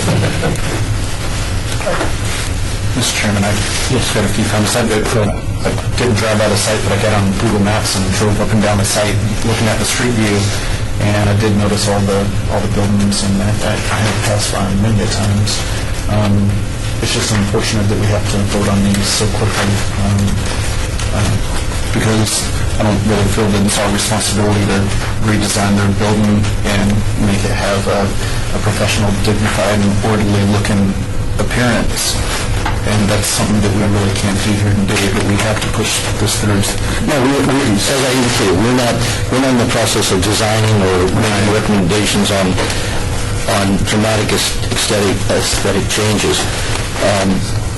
That's really the applicant's requirement when they made the application, and if they create an enhancement from this meeting, they need to get that to staff and see if it's appropriate to be heard, but the planning commission won't be doing any redesigning either, so it starts to get to where it may be a bigger issue. So I can't give you good direction because, like I say, we're not here to design it for you. So. Chairman, I'm going to recommend denial on this one, my own vote, just because of the aesthetic. There are only two of them. This one is one later yet. But I'm not the deciding vote. If they do get denied, we have the right to appeal it. So that's my position. We brought a rendering because we were not aware that you might not like the red building. And so we brought a rendering, and I have smaller 8.5 by 11s or 11/17s if you would like those. So we're more than happy to resubmit this to the staff. You'll see where we have painted it more of a subtle sandstone type of building. Obviously, the additional windows and everything are going to be removed. One of the requirements that the state is looking at from the standpoint of delivery is that you need to have an overhead door so the product or your truck that has the product in can come totally into the building. The door can shut. You have a 100% secure ability to transport your product then in and out as opposed to into a parking lot. So we're more than willing to resubmit to the staff within the next 10 days a building that might look a little more like a sandstone Walgreens or CVS pharmacy with your traditional glass front. What material do you have at the bottom, the gray material instead of the CMU? The gray material at the bottom, the building has concrete block wall about up to my chest or shoulders, as you can see, and then it is a metal coating. The building right now is 100% air conditioning, 100% sprinklered, has all drywall on the inside, so it's 100% compliance right now. Our printing company is currently in it, so it's passed all fire and building codes, et cetera, et cetera. I might just take this minute, this trying to remind these folks on this commission, the site plans come to the planning commission, right? And then will be heard at city council. So yes, make recommendations here, one way or another. But I just want to say for the applicant's sake, and I've heard the chairman say it once or twice, when it gets to the planning commission, it's kind of an up or down thing. I don't think there's a lot of we're going to let you keep moving down the line and hope for the best. I think that's going to, I think it's safe to say that while you guys are making some recommendations today, I'm not sure it'll be the same way at the planning commission. So I just wanted to take the time to... Can we emphasize that? Just to emphasize what the chairman's been saying all along. If there are any other questions or motion? Well, I do have a question, because if this is denied, if once it gets to planning commission, does planning commission have the ability to approve it? Or do they have the ability to come back in the future if they make it through the process and come back and submit another application? Well, it could be conditioned as such by planning commission to submit revised elevations. In this case, this is a revision of color, which is pretty easy for us to handle, versus the previous item, which was a revision of the entire building and adding additional features to the building, which is much more complicated and requires a building permit. Changing the color of the building doesn't require a permit. If it becomes more aesthetically pleasing to this, you can condition a revised site plan be submitted prior to planning commission to reflect a subdued color, and we can craft that if that makes it more acceptable, or you could make a different recommendation. Okay. So if there are no other questions, motion? I would make a motion for approval with the conditions that all development shall be in conformance with the site plan, building elevations, and sign elevations, as stamped 7/23/14, and accepted as amended by conditions herein. Also, to add the additional condition of removing the existing freestanding sign on the property, as Mr. Bratcher was talking about. And I'm not sure if I need to add in there with the additional condition of repainting the building site, if that's something that's necessary or not. Is there a motion? I don't personally have a problem with the red, but if that's something that's a condition that is needed to be in there to get everybody else to approve, then I would have that motion included as well. Okay, is there a second? I'll second. Okay, there's a motion, there's a second. All those in favor say aye. Aye. Opposed? No. Let's try with hands. Right. If you're in favor, raise your hand. 1, 2, 3. Okay. If you're opposed, raise your hand. If you're abstaining? Okay. That is approved. And to be clear, what I think I understood is that there's no condition for repairing the building, because nobody spoke and said that's something that was important to me. So I just wanted to... Well, I thought it was added in there. Yeah, So sorry. if the lawyer doesn't understand, we better be clear, because just if I may, what I heard was, it's important to a bunch of people, but then nobody spoke, and so it's important to not understood to be a condition of the motion. So Let's rescind the motion. Okay. Yeah, it's been moved to Brian, can I ask for rescinding the motion? Motion to rescind. Motion sent. Second? Second. Okay. All those in favor?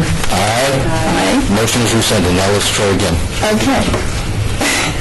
So I make a motion again to approve the applicant for all development, as long as all development is in conformance with the site plan, building elevations, sign elevations, as staff condition as set forth. And also additional condition of removal of the existing freestanding sign that's on the property, and a third condition that the building be repainted to the sandstone color that was presented to us today on the new renderings. very good, thank you. And the reason I am not in favor of this is I don't think the industrial building, in its character and form, provides what the state brought forward as a dispensary, medical type facility. And that's very subjective, and so... That's my same. So, there's a... No, that's good.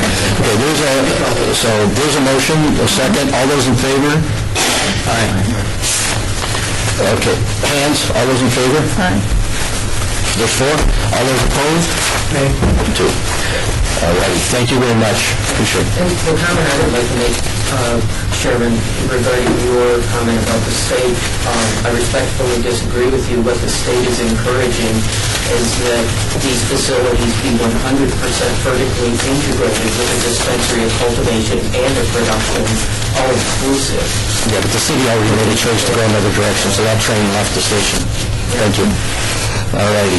Item 17, SUP 55271, DDRC, special use permit, non-public hearing, applicant Red Rock Wellness LLC, owner Smatty LLC, for possible action on request for a review of building and sign elevations only in association with the proposed 6,222 square foot medical marijuana dispensary at the northeast corner of Bonanza Road in Main Street. Mr. Chairman, staff finds the signage to be in conformance to the requirements of the sign code for 12.070. We also find the elevations to be orderly and dignified and consistent with that of a pharmacy and medical office, and we recommend approval to go ahead and condition all development should be in conformance with the site plan and building elevations, date stamp 7/24/14, and sign elevations, date stamp 7/23/14, except as amended by conditions herein. Wayne Takashima, 431 East Street Road, Henderson, Nevada, 89011. Architect representing the client. Cecilia Stryver, 1640 Sainsbury Drive, Las Vegas, Nevada, 89144, Red Rock Wellness. Okay, thank you. You agree with all staff's conditions? Yes. Okay. Question I have for staff. Is this a drive-through? No, this is a proposed building, and the planning commission agenda will include a site plan review. As part of that, there is no drive-through facility at this. I believe that is a drop-off and pickup area for patients. Okay, I wanted to ask that question. Yeah, I drove by and it's a vacant lot. So this would be under construction, and then see part of construction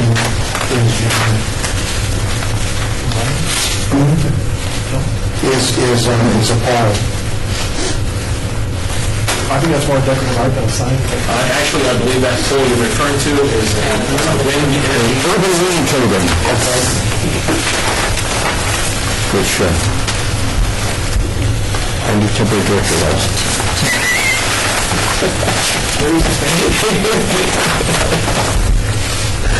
Okay.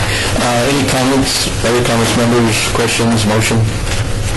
Chairman, item number 17, so you know, the applicant has met all the conditions, or whatever you want to call it. Item number 17, I move to approve, subject to staff's conditions. Okay. Motion for approval, second? Second. Okay. All those in favor? Aye. Opposed? So moved.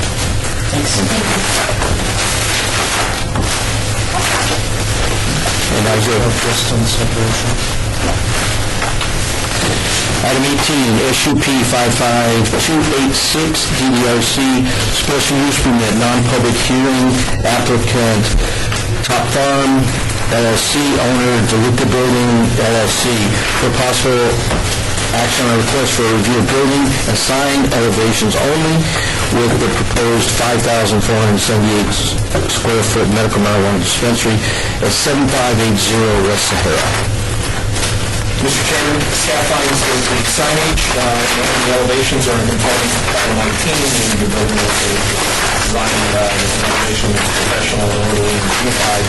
The signage meets all the requirements. One added condition, which would be all development shall be in conformance with the site plan date stamp 7/23/2014. The building elevation, the sign elevation is date stamp 0/8/4/2014, except as amended by conditions herein.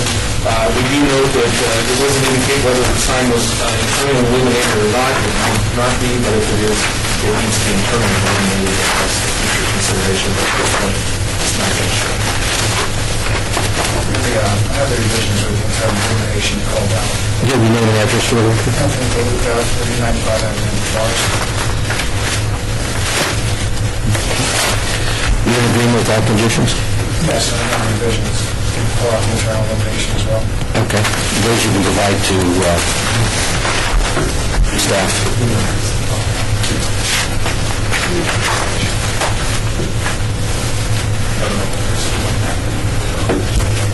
It's pretty complicated. Actually, could I ask you to submit this to planning department and not to make it part of the record at this point, because it becomes part of the planning commission backup material that we need, and then we can clarify the internal illumination. Right now, the sign doesn't have it's unclear whether it's internal illuminated or not.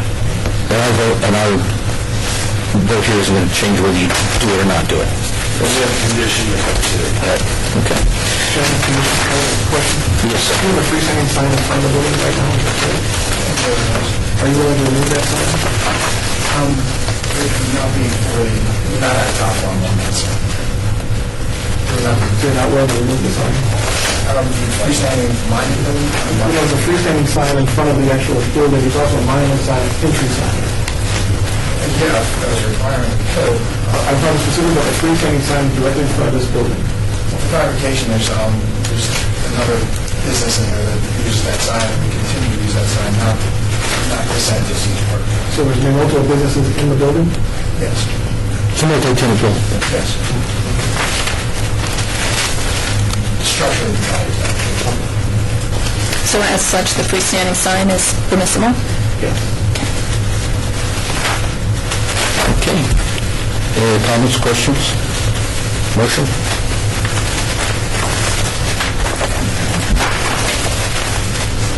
Chairman, make a motion to approve agenda item 18, SUP 55286, from the staff conditions.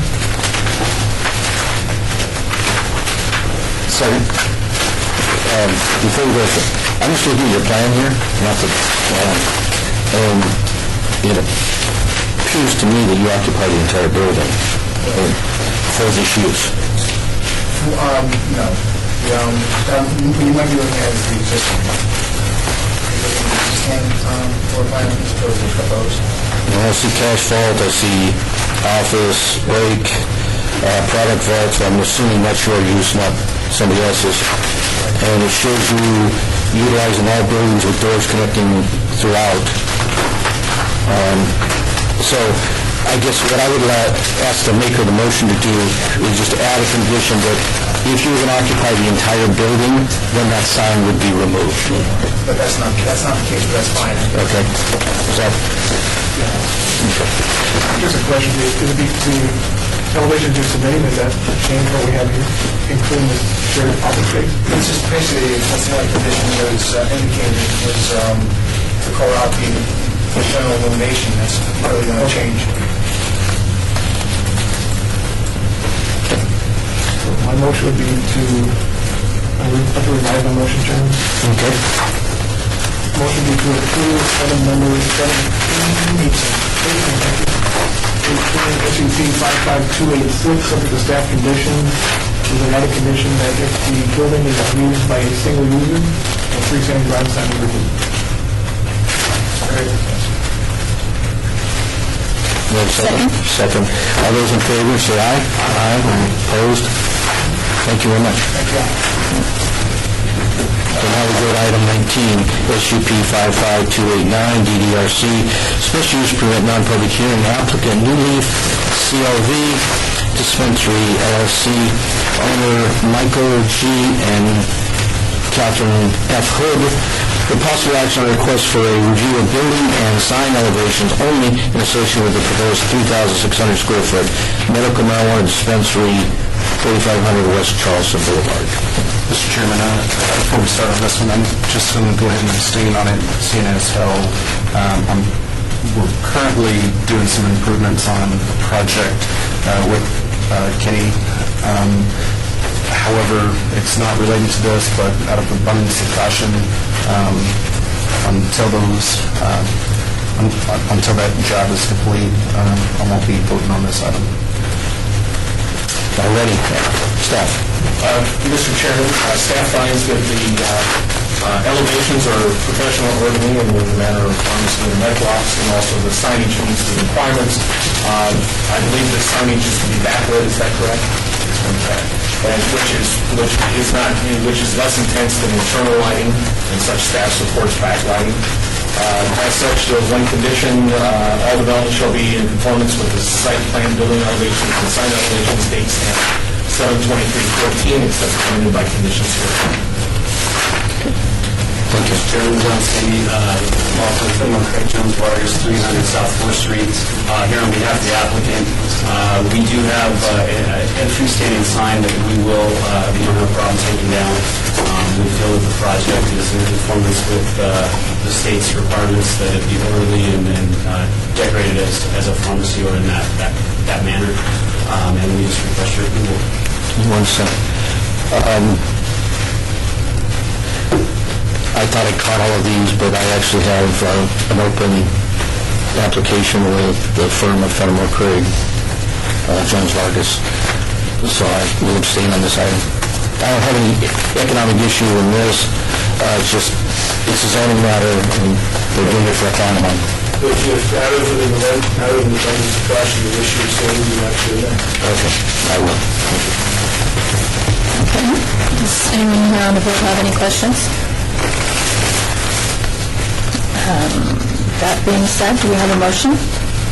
Vice Chair, I'd like to make a motion to approve item number 19, SUP 55289, subject to staff conditions with the added condition that the freestanding ground sign on site be removed. Okay, do you have a second? A second. Opposed?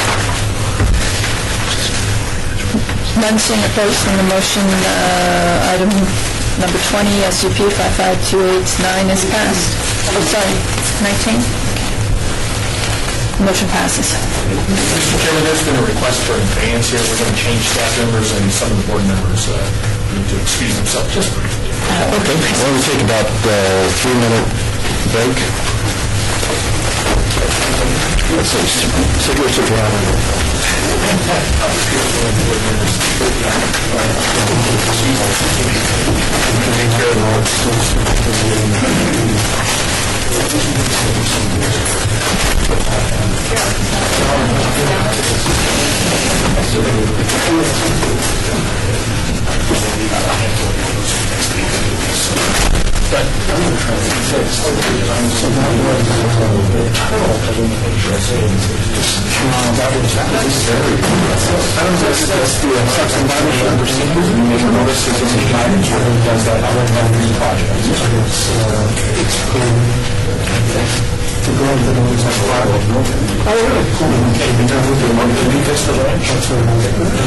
Every one of those on the dikes, every change in elevation is square footage.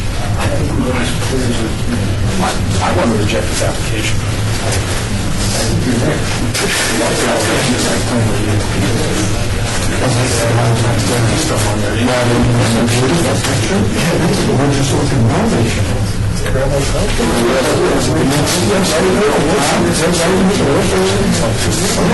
Constantly drives into us every time. That's why it's clear back. I've had meetings with him, and he just goes,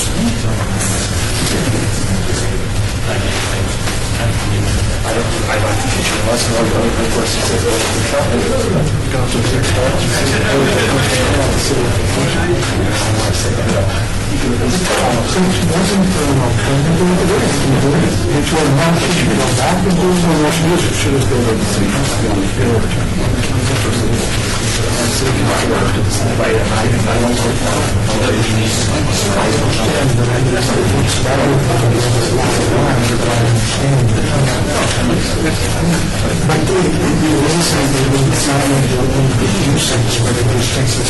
There are allows signage, just as signage are proposing, because, they're allowing signage in both areas, and as a, I was going to say, could they go to the middle of the parking signs? This is what I'm sure, okay, I went to the bar, right? They can put one right. I mean, if these elevations. Now, listen to your camera. Thank you. Camera phone. Not really. You know, it's the wording of everything, and these guys are both like on the planning commission, and everybody knows how to word everything except me, so it's, you know. Just wing it, I'm trying. I got shuffling over here, and... Oh, yeah? What's that? Yeah. So you're going to email from Brandy and Jason on this, you have an email from Brandy, Stanley? No, not. I did check, so I'm way off. We're only halfway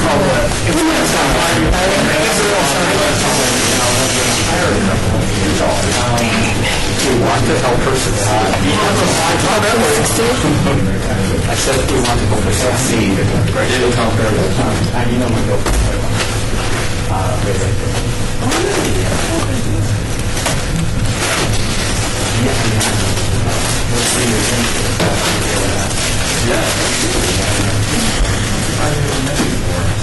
He's been in emergency for me. Worked out one time. Yeah. Let me tell the clerk's office why you're... So the internal illumination was already changed, all these things that he had all his own.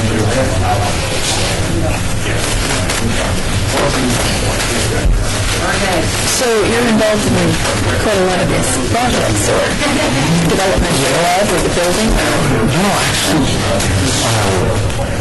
when this all started, I actually didn't even vote for the ordinance. It's not, I care less either way. But, you know, I refer to it as a grand experiment. I don't really know where it takes us.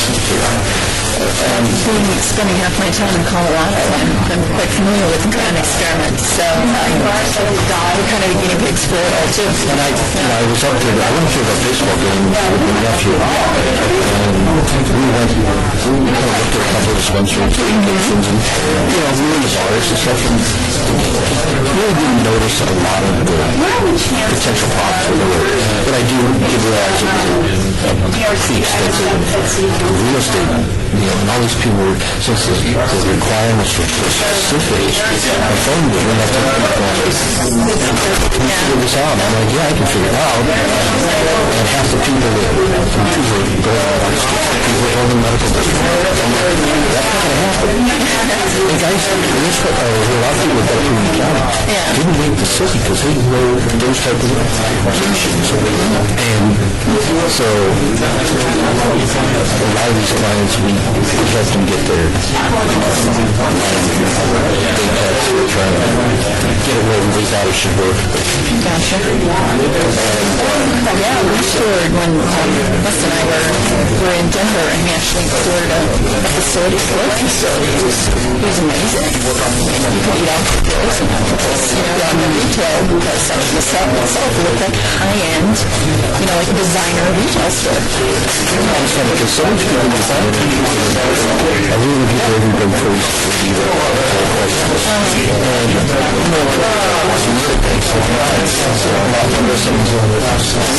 The financial it wasn't the crowd that was here. It was kind of crowd. It's all the and I still think there's quite a few people that are there. I mean, it's this time of the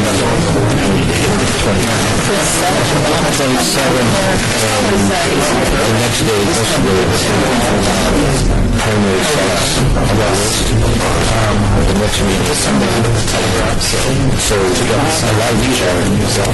They're supposed to be they've got a lot of money invested in that. So it will get evident about For some reason, there was only like 10 licenses issued. 12 sales.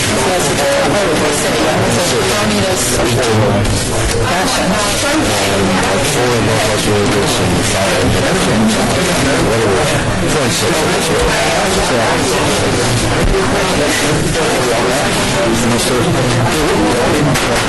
We're going to go ahead and start. Hope to get you guys out of here pretty quick. All right.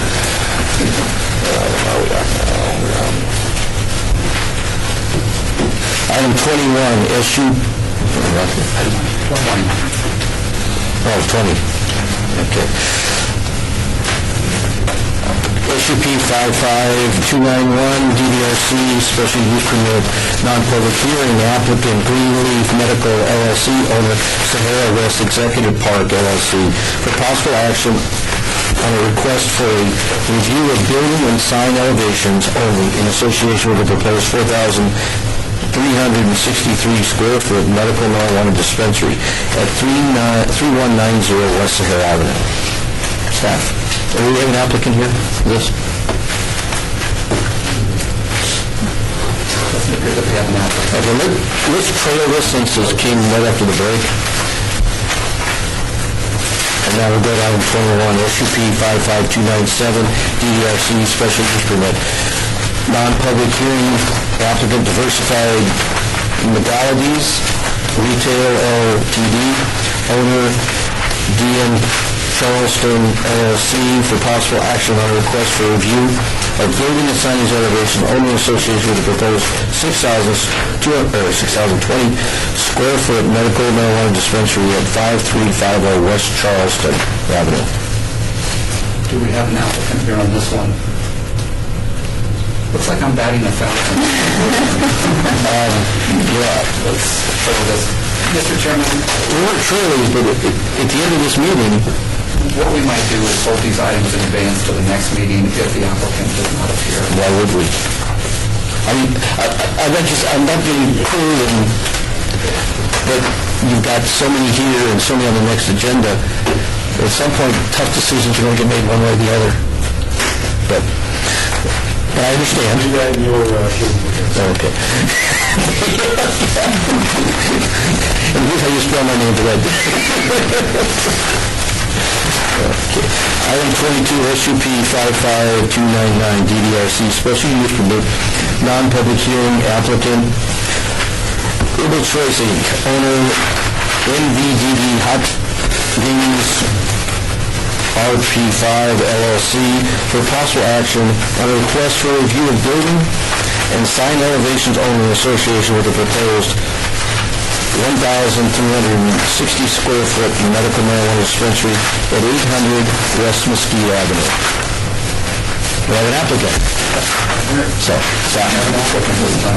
The proposed dispensary is going into an existing building. There aren't any significant modifications proposed to the building. We found that the elevations are in conformance with the requirements of state law. The applicant is proposing one sign, 12 square feet in area. Staff finds that it's in conformance with the requirements of Title 19, and we recommend it. Steel Engineers, Commissioner. All right, go ahead. Good afternoon, Mr. Chairman. Seth Floyd with the law firm of McDonald Connor Wilson on behalf of the applicant Herbal Choice. I would thank staff for their recommendation of approval. As you can see from our site plan, this is a bit of a unique site, so we worked with staff on where to best locate the sign at this location. I think we came up with what was the most appropriate option. And we moved a rather small sign on the site that fully conforms with all of our requirements. Okay. Members, any comments, questions? Motion? I make a motion to approve subject to staff's conditions. Second? Second. All those in favor, say aye. Aye. Opposed? Thank you very much. Oh, okay, we're good. Item 23, SUP 55300, DDRC special use permit, non-public hearing, applicant Herbal Choice Inc., owner Wilshire Plaza LLC, for possible action on a request for review of building and sign elevations only in association with a proposed 1,789 square foot medical marijuana dispensary at 5243 West Charleston Boulevard. Mr. Chair, this particular dispensary is being located in an existing commercial shopping center. As one of the signs in an existing building, we find that the elevations of the building are in conformance with the requirements of state law. As with the last application, we're proposing only one sign, which is going to face Charleston Boulevard. The sign will be 12 square feet in area. We find it in conformance with the requirements of Title 19 and recommend approval. Members, comments, or staff, or the applicant? Thank you, Mr. Chairman. Seth Gray again on behalf of the applicant, Herbal Choice. I don't really have anything to add. This is the identical sign after the one that we just approved after the same. So members, Mr. Chairman, staff, this project has double frontage. Would it be allowed to have two signs? They would be allowed to have two signs per the code, but they're choosing to only do one. And this then also has a freestanding ground sign that's consolidated with panels. Does the applicant agree not to put a panel on the freestanding ground sign? Yes, we would agree with that. Thank you. so is that a motion? A motion to approve item number 23, SUP 55301, subject to staff conditions. Second. Okay, motion is seconded. All those in favor, say aye.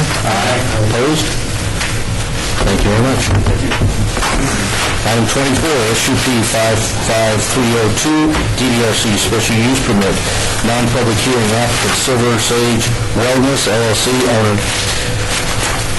Schlemmer Properties LLC, for possible action on a request for a review of building and signage elevations only in association with the proposed 1,800 square foot medical marijuana dispensary at 4,626 West Charleston Boulevard. Good afternoon. They can go first. That is a good afternoon. I'll stay with that.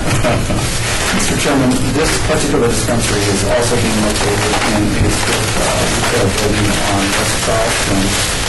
They are proposing to have one 30-square-foot sign located on the face of the building facing Charleston. And that the dimensions of the sign and the illumination are in conformance with the zoning code requirements, and also find the appearance of the structure to be conforming with the requirements.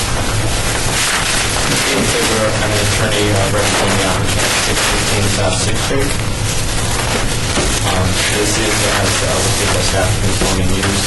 It's a modest and professional model to conform with the desire of the city and planning. Amazing applicants, it's going to be an amazing space, and we need to submit it. All right. Members, any comments or questions? Chairman, do you, the site also have a freestanding ground sign with panels? Do you mean to the panel on that? Absolutely. Here's the signage located. You can barely see it here, unfortunately, it didn't copy well, but it's located right here where we see entry. They do have the dimensions here located on the actual elevation, and in the section, they show that it is going to be internally illuminated. Okay. We apologize for the copies. Any questions, comments, motion?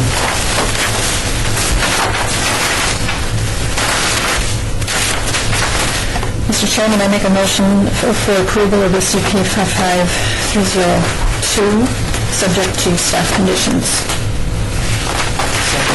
And the motion is seconded. All those in favor, say aye. Aye. Opposed? Thank you very much for your time. Thank you. Good to see you. It's been very illuminating, not by neon. It's been a simulated illumination experience. 25, SUP 55318, DDRC Special Use Permit, non-public hearing applicant Over the Rainbow LLC, owner Rainbow Commercial LLC, for possible action on a request for review of building and signage elevations only in association with the proposed 5,025 square foot medical marijuana dispensary at 23 Rainbow Boulevard. Mr. Chairman, I'll be abstaining on this as I do business with the applicants unrelated. Okay. Chair and members of the committee, this proposed dispensary also will be located in a strip retail building to consequently find the elevations to be in conformance with state requirements. In terms of the signage, they are proposing to paint the sign on the face of the building. The area of the sign is approximately 25 square feet. It will not be illuminated, and so consequently we find it to be in conformance with the requirements of the city's zoning code. Mr. Chairman, members, thank you for your time. We're happy with the staff conditions, but also that... Name and address for the board. Oh, I'm sorry. I'm Steve Christie, 316 Hudson Avenue, Los Angeles, California. There is that freestanding sign you see in the picture, and obviously we will not be putting a panel. Any other comments or questions from the members? Why a painted sign instead of a... We want it to be more subdued, because we're not trying to hold people off the street. We know where we are already. But we can do illuminated box sign, that's correct.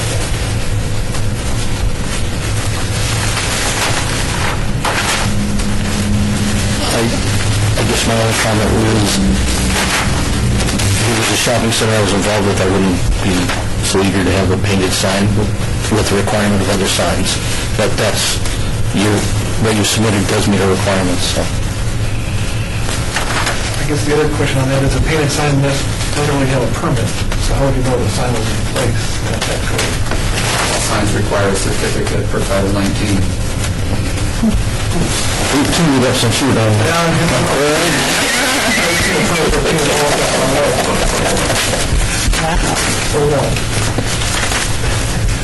All right. Members, comments, questions? Motion? Anybody else?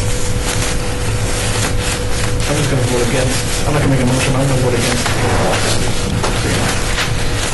I make a motion for approval of SUP 55318, subject to staff conditions. Second? Second. Okay. Motion is second. All those in favor say aye. I'm sorry. Hold on. I forgot, in our backup materials, we do have a corrected condition that I need to read into the record. And I apologize for that, and thank you, Jim, for pointing that out. The actual condition that we should have there, replacing condition number 1 with the following: all development shall be in conformance with the site plan, building elevations, and sign elevations, date stamped August 4th, 2014, except as amended by conditions here again. And again, I apologize for that. I got a sheet at the last minute on that one. Maker motion still happy with motion? Yes. Second still happy? Yes. Okay. So all those in favor, please say aye. Aye. Opposed? And one abstention. Number no one. Now we go to item 26. SUP 55319. Special use for a non-public hearing, applicant Cannabis Renaissance Group, LLC, owner Aida C. and Hiram H. Sedano, for possible action on a request for a review of building and signage elevations only in association with the proposed 6,000 square foot dispensary at 2706 Highland Drive. Mr. Chair and members of the committee, we find the elevations to be in conformance with state requirements. However, on the signage, they are proposing to have signage on all 4 sides of the building. Per the code requirements, they're only allowed to have signage on the Highland Drive elevation of the building. And so what we would propose as a condition is actually a modification to condition number 2. The western sign elevation fronting Highland Drive is hereby approved. The northern, southern, and eastern signage is hereby denied as they fail to meet the special use requirements. So I just want to make sure that's clear to the applicant that you're only permitted to have signage on the side of the building that faces the street. Correct. And that being Highland Drive. Yes, that's what they mentioned. Okay. And there are no freestanding signs out there that, okay. Applicant? Hiram Sedano, 3717 Diamond Drive, Space Nevada, 89110. There is a freestanding sign that's old and none of the tenants use it anymore. It's further down towards the corner of Presidio and Highland. And you would agree not to put any signage on that sign? Yes, I agree. Okay. Members, comments? Chairman, I can't support this one like I couldn't support the one on Highland because of the industrial nature. I don't think it meets broad definition we have. All righty. Any other comments?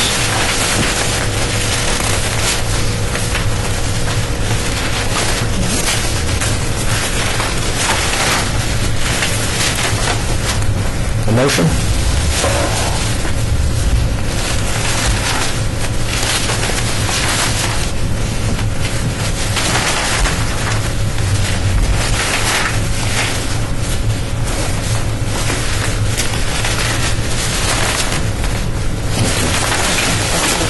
Definitely sign of silence since there is,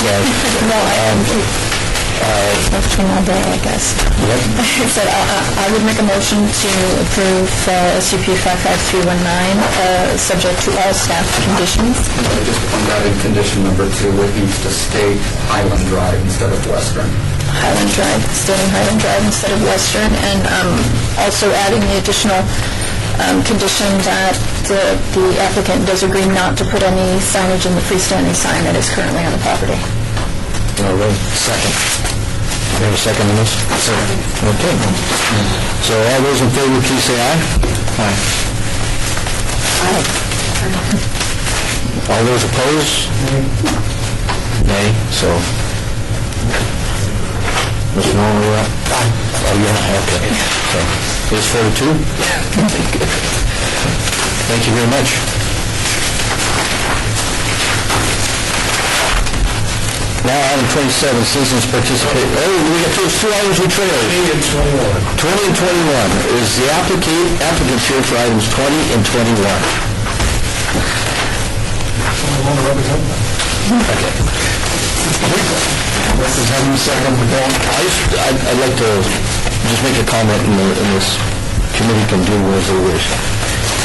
This is the most highly publicized, highly contested, highly desirable applications. People are killing themselves to get these into the city by the deadline, and they spend so much time in doing so, and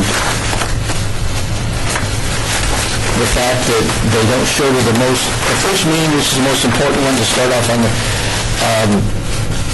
either is they're down on a plane in Southeast Asia, or they have changed their mind about the business model, or have, various reasons. This is one that we talked about moving these forward. But I think the same commitment has to be on the applicants to show up and be a willing participant at these meetings. Because if we were to make comments on these or conditions on these that they didn't agree to, we'd have a problem. We don't have the luxury of holding them forever and re-noticing them. And the next meeting has an equal number of applications, right? So I'd look for some feedback from the members on how they would view these 2 items. Chairman, my comment would be if we voted denial on both of them, our committee chose that they have a right to appeal the denial. So, as opposed to obeying or... Well, we're not going to obey them, or approving, I would recommend. Okay. Mr. Chairman, there is, since we have a meeting next week, as opposed to a month from now, there is an option for abeyance. I'm not saying you would take it, but just for the record, it's out there.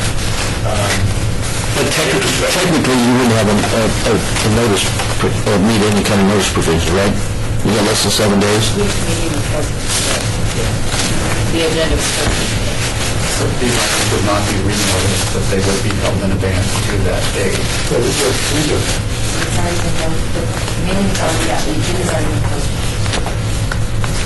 you can't add to the agenda. That's fine, but we post the meeting for a week from today. But we can be close. I mean, that's not it. The open meeting law requirement is 9 a.m. 3 days before meeting. So you've got 7 days, yeah? No, you don't have 7 days. You don't count the weekend or Friday. Gotcha. So today is what day? It's the day before the meeting. And Brad's rule is 4 days. Look, I understand what my boss says. I get it. But let's count backwards from, the next meeting is when? Next Wednesday? Tuesday. It's Tuesday. Monday Is a holiday. Monday, Oh, no. Monday, Thursday, Wednesday, 9 a.m. And today's Tuesday. So technically, we could be closed between now and 9 a.m. tomorrow. But to make the open meeting law come out. I'm not saying we should do that. I'm not saying it's a good idea to do it. I'm not saying that Bev needs to be happy with me at all for mentioning this. But you as our commission have a right to understand what the law says. Sure. The law says it's 9 a.m. 3 days before. And so, Well, I'm not just because the applicant doesn't show up and if staff is recommending approval, I mean, we can't just still make a motion for approval. I mean, we would like the applicant to be more interested, but if they were already in knowledge of the fact that it's, we said that the staff is recommending approval, you know. We can approve, we can deny, we can, I guess, listen, it's going to cause, since you obey, we probably have to talk to Beverly, the city clerk, if we're going to obey and push and try to be honest, because there would be an enormous amount of administrative effort required if we were to do something like that. And it would be abnormal for the clerk's office to do it. They have a ton of work. It's not like their work stopped when they got this notice posted. They've got council meetings and planning commission meetings, and they're having meetings like this. So, we don't have any real good recommendations for you, and it's too bad these guys aren't here for the application. For clarification, if you did vote to deny, you made the notice to the city council, would the applicant be notified? They would receive a notice that the items were denied, And then they'd have and then they have 10 days to appeal. so if they appeal, they will still go to planning, right? In terms of the appeal, The appeal of DDRC was seeking a separate item, a separate action item.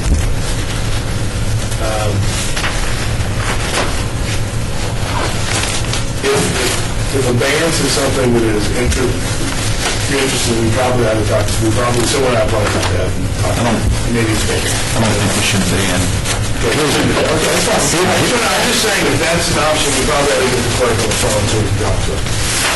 Chairman, I'll make a motion to deny SCP 55291. Is there a second? Is that the right one? Yes, correct. I believe I can make a second, right? I will second. All those in favor for the denials, say aye. Aye. Opposed? No. One. That item is denied. Item 21. Chairman, make a motion to deny SCP 55297. I'll second. All those in favor for the denial, say aye. Aye. Opposed? One.